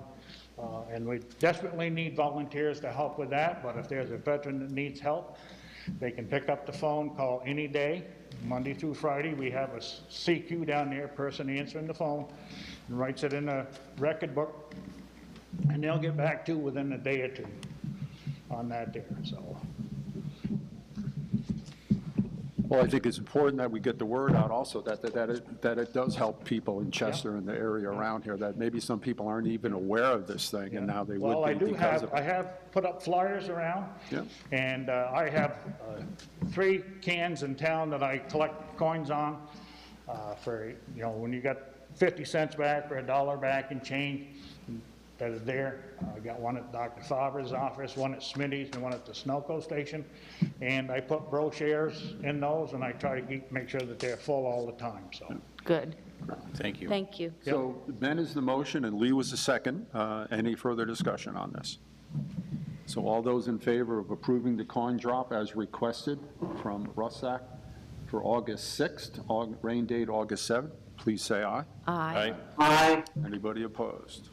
George, thank you for what you do, and thanks for your work, and Thank you it's all guys been for your approved. support, greatly appreciated. And once again, thank you all very much. Good Thank luck on the weather. you. Yeah, Stay healthy. I'll tell you, I have a 6-month checkup coming up in another 2 weeks, so. Okay. I ended up with non-Hodgkin's lymphoma, compliments of Agent Orange in Vietnam. Oh, man. Sorry to hear that. Well, right now, it's on the run, we're doing good, so it's one day at a time. Excellent. Thank you, George. Next item on our agenda is an ambulance approval. And in your package, I went through some of it. I made it through a couple of the documents. That's a lot of work to prepare a document like this with all the stipulations and all the requirements and all the details that are in this. It's amazing. And Julie, can you help us out on this, how this is all working and I how can. this happens? I can. So Amanda, who is our ambulance chief, as you all know, assembled her team at the ambulance service and have been working for the past several months on designing and building what they feel we need for our next ambulance. They worked with Vandermolen VM Fire Apparatus and went through a process that I am finding very intriguing. The project has been put out to bid through, I gave you the document from Sourcewell. It's been put out to all of these vendors to bid on. It's a ranking system. And the final project, what seemed to be the best cost for Chester was through PL Custom for a price of $301 and some change there, $301,299. As I said to you guys in my memo, to save $1,000, we would need to put down a $60,000 deposit. I'm not really inclined to do that since we would need to borrow the funds. We would need to borrow the $60,000 to save $1,000. I just don't think the math works on that. They will start building it without that deposit. There is some language in there that I had put in my memo about when the chassis has been delivered, then the price is locked. There is a $10,000 contingency built in. But once that locked price is set, if the price has gone up, they will come back and we have an option to back out at that time. They're not anticipating that there will be a jump that would exceed $10,000, but we all know the volatility in the market, we all know what's happening, and we will be several months before that chassis has been delivered. The total complete construction is 18 to 24 months out, is what is anticipated, which is why we'd like to get it started as soon as possible. The plan, my plan, is that if you authorize me to sign the contract, this will get it going. Again, we do not need to put dollars down. Then when we are dealing with the capital plan next year, we could go ahead and get our authorization for funding from the voters at that time. And the first payment, if we bond it, the first payment wouldn't have to be until '26 if we wanted to delay 3 years. Certainly gets us over that big steep hump. Right. If we wanted to borrow, we would not borrow until in neither case, we wouldn't get the money until the ambulance was delivered, and so that could even put us into '24. I just want to be able to have voter authorization in '23. But needless to say, the earliest the payment would be 25, likely would be in 26. So there is some delay there that allows us to plan accordingly. We have, Amanda and her team have talked about, instead of trading in the ambulance, we would sell it outright. They feel that we could get substantial amount more money if we do that. And there may be the savings with this Ford fleet thing. We're looking into that for all the departments to see what all is involved in that. But yeah, and if you have any specific questions about the ambulance, Amanda would be the one to talk to. I trust her and the team. They have put in a lot of hours to make sure that we are getting what we need. And certainly this bid process, we're definitely getting the best price.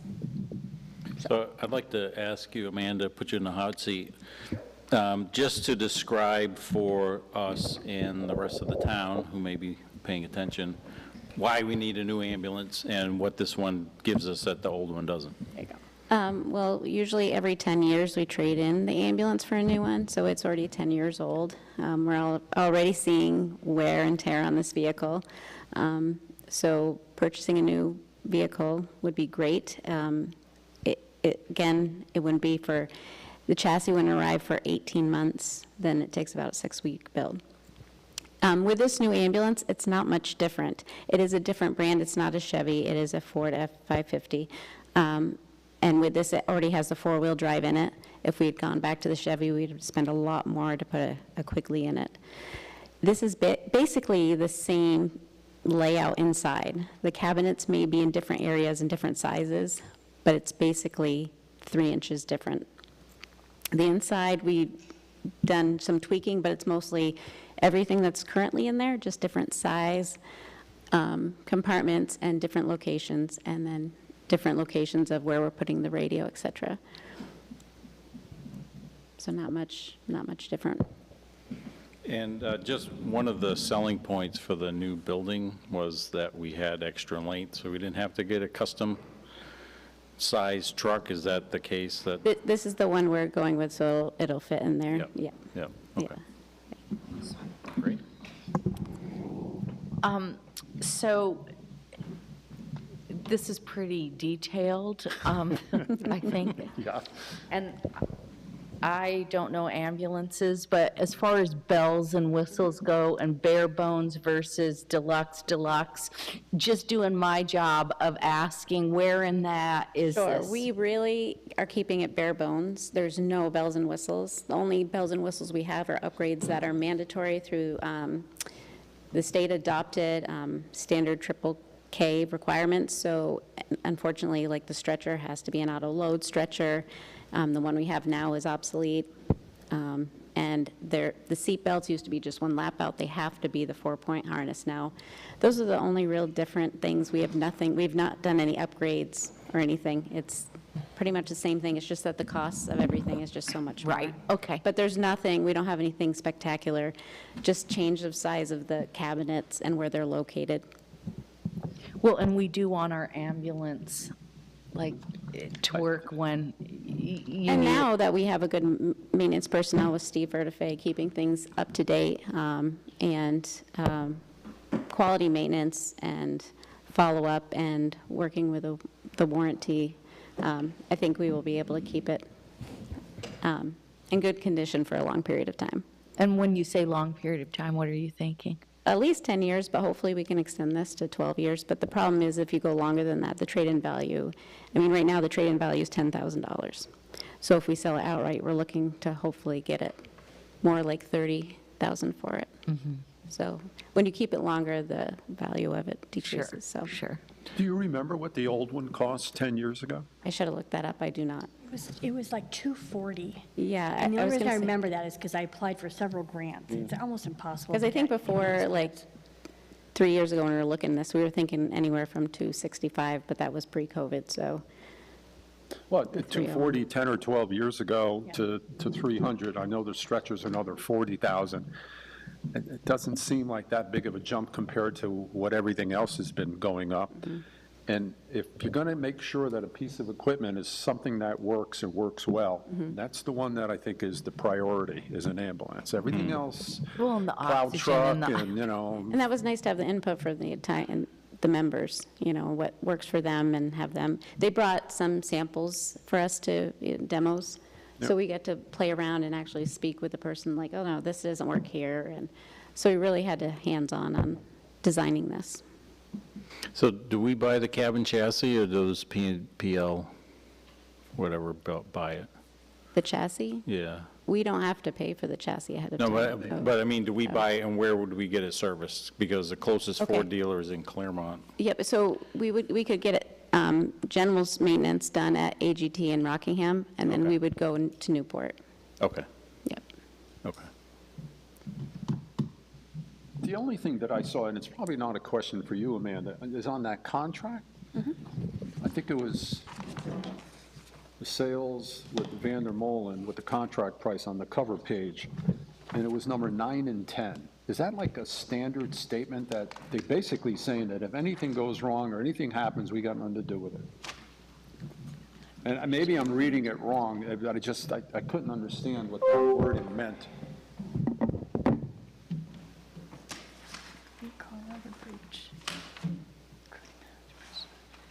You know, we're not, no damages, no delay for, no matter what happens, we're not liable for it. So what happens is, before we accept it, before we accept the ambulance, Amanda and her team are going to go view what we accept. I believe once we have accepted, they then are hands-off as far as they're not liable anymore. Okay. As far as any defects in the equipment. That's why that inspection is so critical. Fire did that this last time with the truck as So well. that's what those two paragraphs are I believe pertaining so, to? yes. Because when I read Yes. those, I don't know the legalese, and it just kind of scared me, and it Yeah. said, wow. So I think part of that also is, like, there's the going down and doing the inspection, but there's also the acceptance of it on arrival. And so I think Rutland City Fire recently took purchase of a brand-new platform truck that ended up backing into a building by the delivery person. And so when you're looking at a rough guess, $1.5 million vehicle, and then there's that damage, that's taking them out of that loop. Once it's in our hands. And one thing I want to just mention is, we're saying it's 3 inches versus the old building, and we didn't have 3 inches to spare in the old building, so you wouldn't think 3 inches is a big deal. And I also had, I got to go do some training with the state USAR team, and randomly sat next to their salesperson who had nothing but high praises to say. So Nice. it sounds like they did a fantastic job. Anybody else have any questions? Amanda, why don't we have her here? Thanks. Yeah, thank you. It seems like a lot of work to put something like that it is. together, and to go over all the details and stuff, because it's an expensive piece of equipment, and you don't want to mess it up, and then come back and say, oh, we should have done this. It's nice that you've gone through that. I think it's a good point of reference. Do you know how many hours are on the ambulance? I don't, I didn't look at that. So I think that's just the amount of hours that this vehicle sits there running, and then you also take our plow trucks that after 5 years we're saying we are done with because of the maintenance costs on them because of when they're out, and all of our emergency vehicles are out in those same conditions, and we're getting 10+ years out of it. So I think when you think about the Vermont weather and getting 10 years out of that vehicle with how many hours it runs, et cetera, I think come time that we actually get delivery, we're going to be pushing that maintenance cost recovery as an issue, and it's good to see this occurring. It's good that we're starting now. But maybe we should have even started earlier, but where we are, and I think we're heading in the right direction. We are. So we need a motion? I need a motion authorizing me to sign the contract. So moved. Moved. Second. Heather's the motion, and I was going to say Lee Dakin's the second. Any further discussion on this? All those in favor of approving the motion as stated, please say aye. Aye. Aye. Anybody opposed? All set. And Amanda, thanks you and your committee who all worked on this for all the hard work that they've done. And hopefully be less than 2 years, maybe. I don't know. Maybe we'll get lucky. Be nice. It would be nice. The way things move on sometimes, I don't know. I'll sign it in the morning. Coming over and I'll get it to you. Yeah. Same color, same decals, everything? Pretty much. Yeah.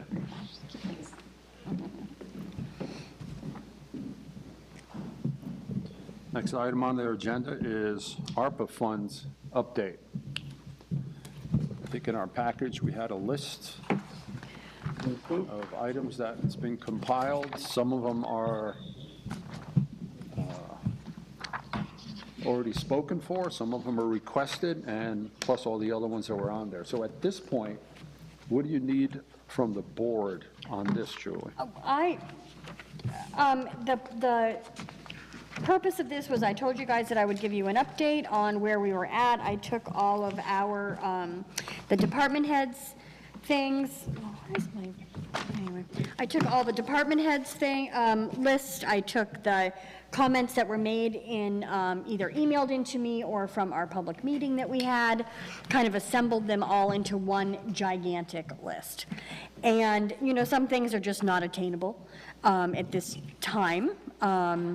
But I have highlighted, I forget in what color, I highlighted in green where we've already committed. So like paying at the tennis courts and Brookside. Those are the only two items that we've talked about over the past year and a half that would definitely be funded with ARPA. And then in blue, so the windows at the Yosemite and possibly the fence at the Public Safety Building. I was just looking for things you can't use ARPA funds to lower taxes or to directly pay operating expenses out of the general fund, but you can, if there's projects within the general fund that could be pulled out and paid for through ARPA, then you've freed up money in the general fund. So knowing that, you know, where we land at the end of this year, given the volatility of pricing, just trying to free up any of those general fund dollars that were budgeted in 2022 would be really helpful. Just give us a little more of a cushion. You know, some things we're cutting, but, you know, diesel fuel alone, you know, is kind of scary. So, those are just thoughts of things that I saw in the budget that could be pulled out and paid for with ARPA dollars. Then I think it's just a general philosophy from the board on how you want to spend the money. Do you want to identify several projects across all departments and get multiple things done? Do you want to use it for one project? I think Scott Wonderly made a really good point when he was here at that public discussion about being careful about taking on one large project and being mindful that those large projects, as we've seen with the Depot Street Sidewalk project, can take multiple years to complete, and by the time you're done, you end up not having enough money, and you run into those hurdles too. So I think you know, just trying to have maybe you guys having a discussion about where you think you'd like to go, what direction you'd like to head in. What was the amount? So a little over 900. Little like over 900, and there's 10 committed, something. what, 20, 40,000? Correct. The other thing I will throw out there is we will have cost overruns from the emergency services and public safety building. We know that. We know we ended the emergency services building because of COVID. We know we ended that about 120 over because we had no contingency. The highway garage, we know that we're over. I mean, we added one of the things we approved was the Modine units, replacing the heating system in there while they were doing it. And so we know there's some cost overruns on highway. Some of that project has been tweaked with things cut. So I'm not 100% sure where we're going to land. But we're probably, everything combined, we're going to be between 2 and 250. We can borrow, or you can use ARPA funds. You know, that's a big chunk. I don't know how the board feels about that. Can I just ask a quick question? Of all of this, the solar fields, you know, is a pretty beneficial thing to the town that we keep on giving kind of thing. But do we really know it's gonna be 900,000? When are we gonna know how much it is? So this appraisal that you guys approved me doing tonight. Right. So I would think within a few weeks. Oh, okay. Because, you know, if we have 910,000 and we do the things you've highlighted, you know, it wouldn't pay for all of it, but what was the other way we were gonna pay for that? You'd need to bond. You'd have to bond that. Well, what I tell my customers when they're looking at a big bill for solar array is you're just pre-buying your electricity for the next 30 years. You know, the solar panels that are out there, unless something catastrophic happens and they break, they're going to keep producing power for another 30, 40 years easy. The inverters are basically 10-year devices. They could go 20, depending, but they're just a small box that you pull off, you put a new one on. It's not a big, giant string inverter, central inverter. So from my perspective, like you're saying, is it worth just spending ARPA funds on that and just buying it outright, or do we pre-buy it by taking out a loan and going that way? Well, or the things that are highlighted, 46 and 17 is 46. It's late. 63. 63. So you know, some of it, we don't have to spend it for 3 years? We have to have committed, we have to have obligated the funds in '24, by the end of '24. So you have 2.5. But spent by 20. You know, when I look at all this, I kind of want it all. I know, it's hard to figure out what's in that. It's not Christmas. There is a Santa, but he doesn't have this big of a sack, right? Or something. But anyways, I'd like to, from my perspective, wait just a little bit for the solar fields, but the solar fields is something that's coming up. So I like what you've highlighted. I like all the projects, but you know, like I'd love to put in a bike path on Church Street, but it's $2 million. Where are you going to get the other money? Whereas if you did put a large chunk of change towards the solar fields, you then save the taxpayers for buying the solar fields, and you also pay for the electricity going forward. So from my perspective, that's a really, some of the funds I'd like to see go there. When I look at the ARPA money as it comes forward, like this 900,000, I kind of would, in my mind, I'd like to spend it in the places that it seemed like it was originally intended, the COVID-related expenses for the cost overruns on the projects that we've already done. It's like we've already encumbered these expenses. Here's a chance to break even or get ahead a little bit because their ARPA funds were because of what was happening and stuff. I would like to see a good part of it go to those over costs, you know, because it's something we've kind of already spent. It's already out there. And instead of putting that burden on our capital plan or putting it to the taxpayer as an increase in tax rates, use some of that or all of it to help offset those overruns. And it's not the glittery stuff and the glory stuff, but it's the practical stuff. If you did that and the highlighted thing, you'd be at 313, and then you'd have, you know. Excuse me, Heather. Can you come closer to your mic, please? Sorry. Yeah, we're both getting loungy and starting to sit back. Sorry, sir. Yeah, Thank then you. you have 5 something, you know, to put towards the solar, you know, or something else. And maybe you don't do the solar, but that's kind of how I'm thinking. Yeah. I also have a thought, and I know we've done some really good work on Yosemite, and I'm really pleased that we've gotten the windows and the doors, and but your blue line through that. But even getting the painting done. Remember, we have to remember how old that building is, what we want to do with it. We've made great progress because of the interest in people who live in this town about it. So I would like to see a consideration of finishing that up by doing both the window stores and the painting. And I know the blue means it's the next step, the windows and doors. Yeah, it looks like the windows and doors looks like 30,000, and the painting would add another 30,000 to that. Correct. So Arnie, I agree with what you said about using the funds for the original intent. And the other part I wanted to add to that is using the funds in a way that benefits both the taxpayer and the community, which is basically the same thing. But what is it that we can do that will help the taxpayer, reduce the burden on the taxpayer, as well as bring the community some satisfaction? And to Lee's point, painting that building, I mean, it's an iconic building. It's one that I think the town should be proud to own, but it's also, right now, not the best-looking building in town. So putting some money toward it so that we can have another building that the townspeople can say, oh yeah, have you seen Yosemite Firehouse? This is a great draw for Chester, as well as paying for the overruns on the new buildings or the renovations. I think that would be a great use of those funds. Plus, I agree with Heather relative to the solar field. And do you agree with the fencing and the tennis court in Brookside? Brookside and tennis court is already a Yeah, you done guys already deal. did that, yeah. That's a done deal.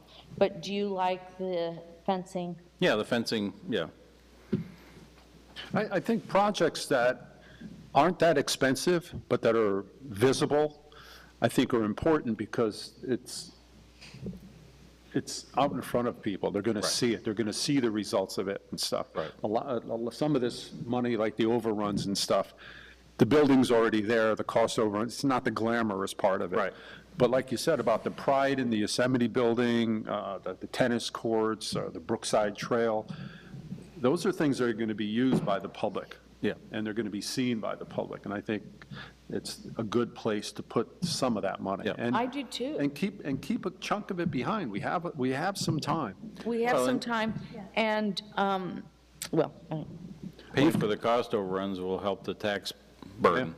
Instead of taking another bond out or something. And those overruns in large part, Julie, in large part, were because it was during the time of all this craziness. But having said that, thank God we did it, because now the building, it was 4 million something. Yeah, it would be 5, 6. We wouldn't be building it. So we dodged some bullets, I think, in some ways. We did. Yeah. We did. Tim Roper has his hand up. All right, thank you. Go ahead, Tim. Hi, thanks.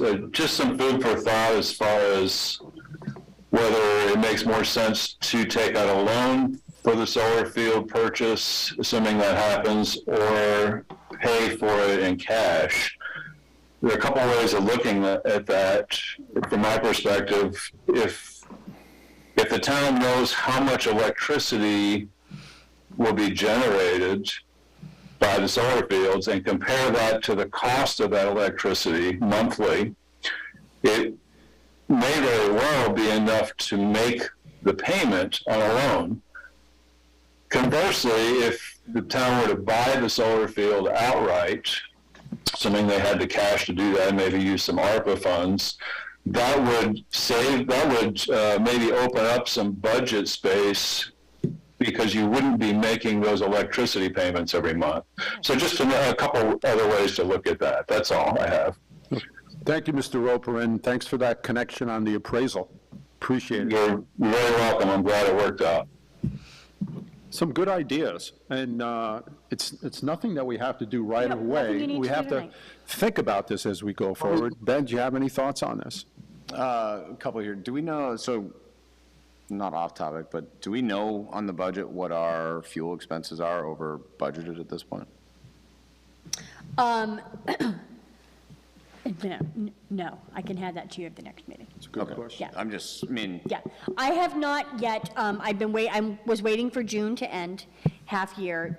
Looking at things at the end of the first quarter doesn't really tell a lot because most expenses don't start until the second quarter. So I was waiting for June to end, and am going to be working on my spreadsheet that just starts comparing where we're at, and so that we can start fine tuning things, cutting things if we need to. We should be able to start telling that now. No, and it's just one, like, we know we're going to have huge We know overruns that. on that. That's right, we know that. And so, I think your concept, Arnie, of using the money for its intended purpose, like, I think that's a really good way to think about it. At the same time, you look at this list, and as you said, there are those items that are kind of those giant dollar. I would love for us to have a sidewalk on Church Street, and I think pretty much everybody in town would agree on that same thing. But when you look at that cost, that's a huge cost. Huge. The Yosemite building, as much as that building is close to my heart, and I'm very happy that we have that, we did set up to an extent a plan, at least of moving forward with that. And, different people, as some people in town are going to love to see a community garden, there's those other people that aren't necessarily going to love to see that community garden. And so I think, yes, is the engine company building a giant thing that is a symbol of the town of Chester and everybody's going to see it? Absolutely.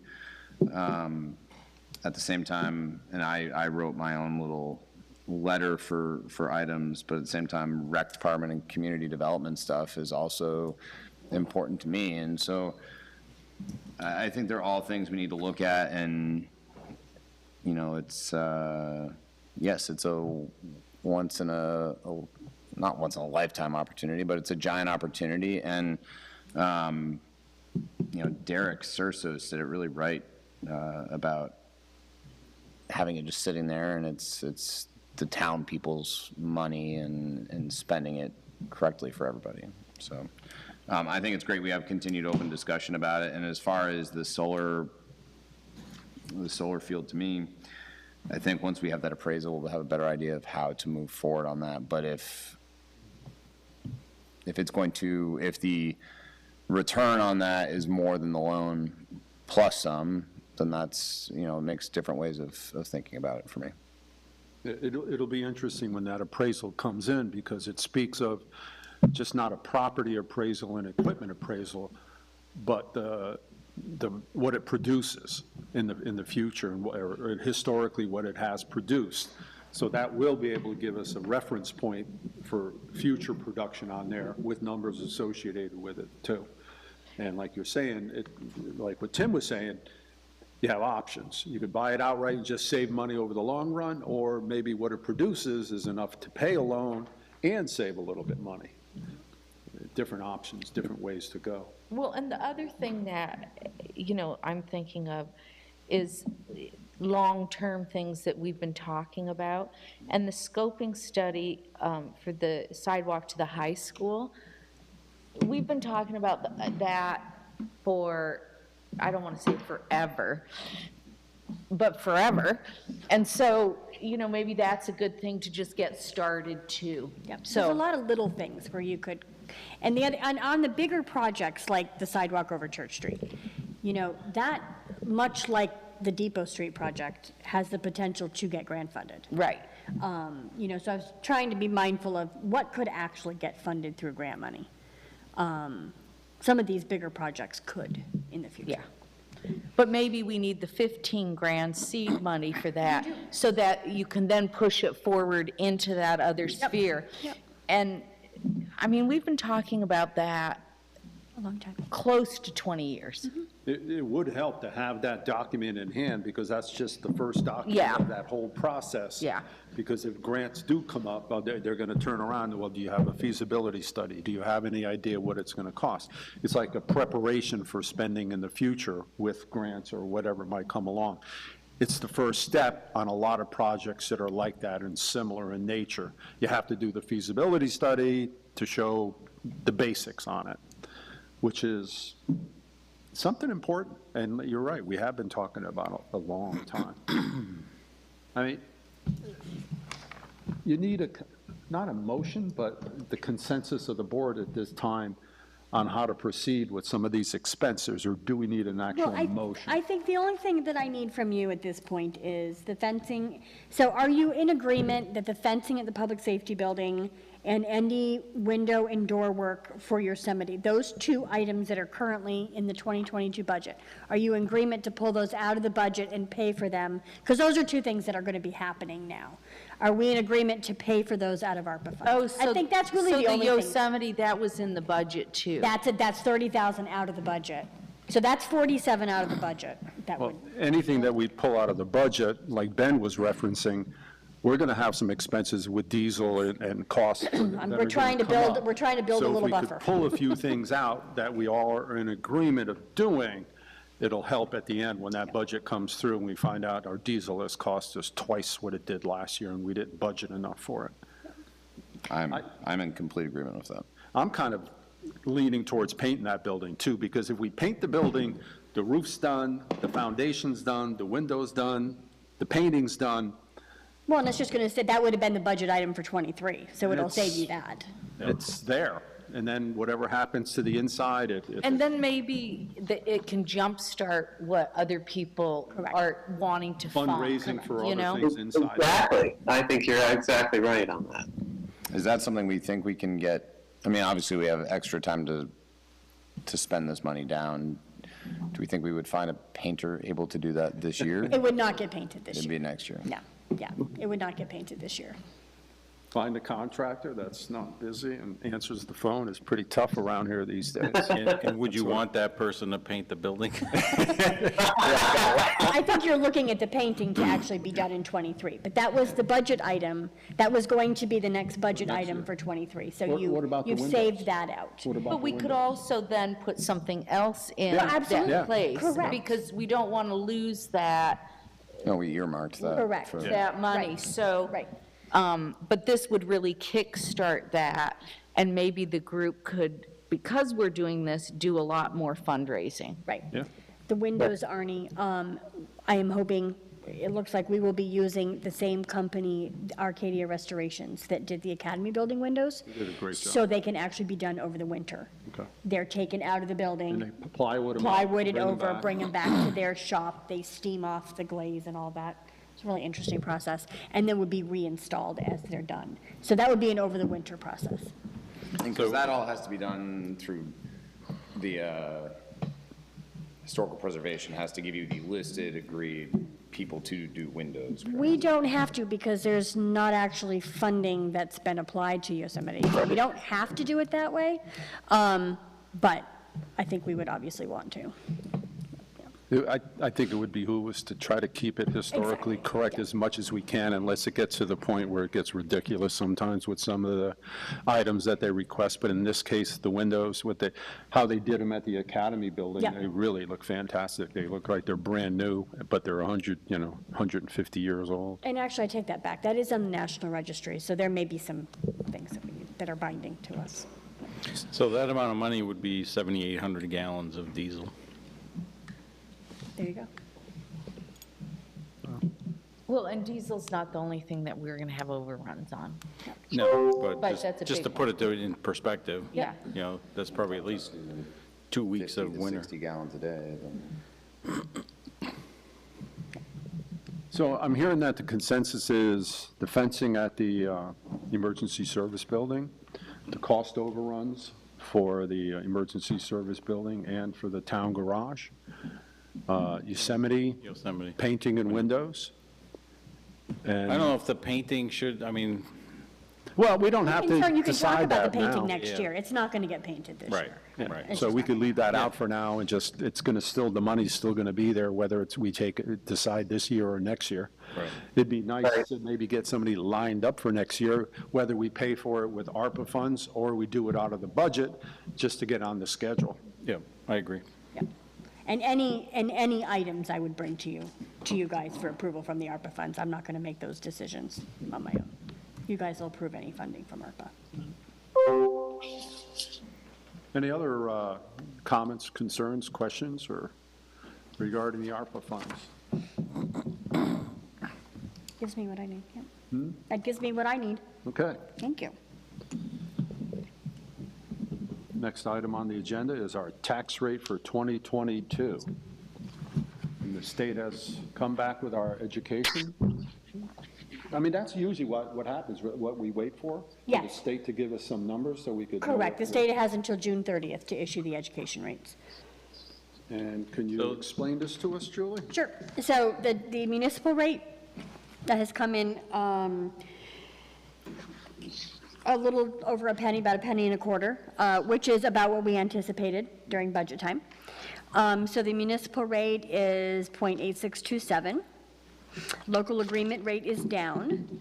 That's the smallest portion, but that's 0.0044. And then for the education rates have both dropped.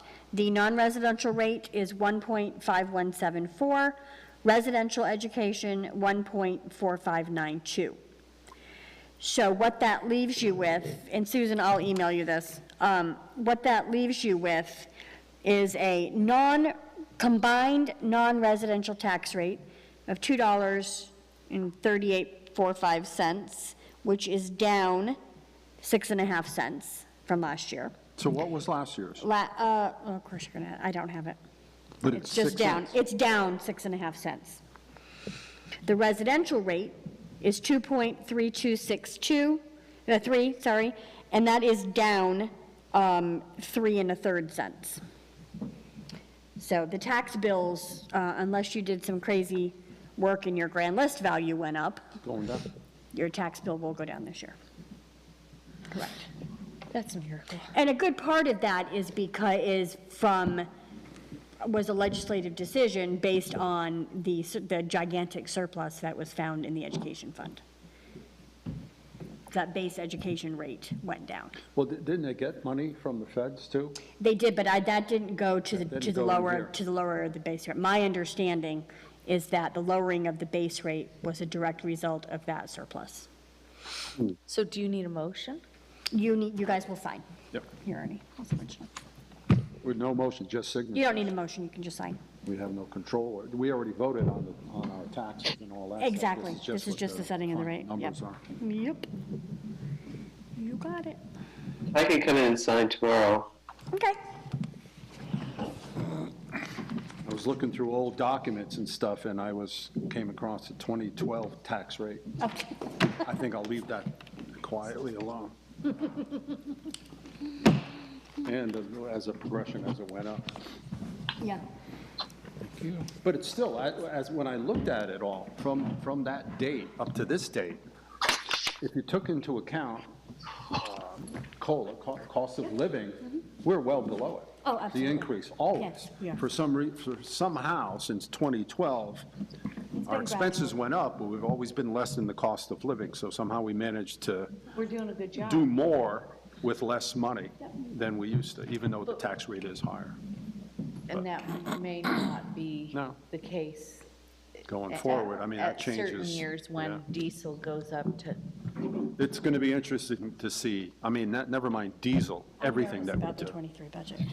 Everything involved in business has gone up. okay, what's next? Yeah, I'll be starting to build the 23 budget in August.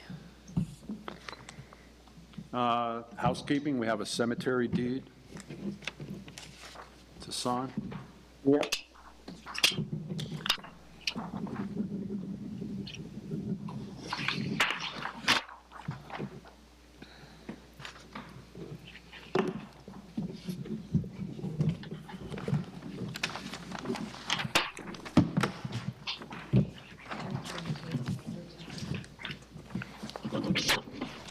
If you like.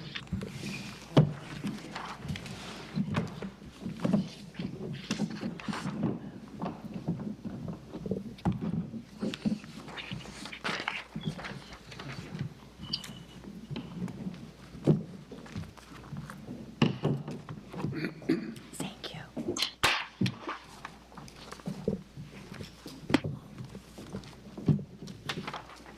And new business, future agenda items.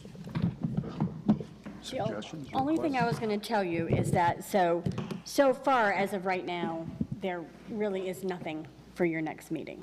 About financial? And I won't be here. I was hoping to do that in August, Okay.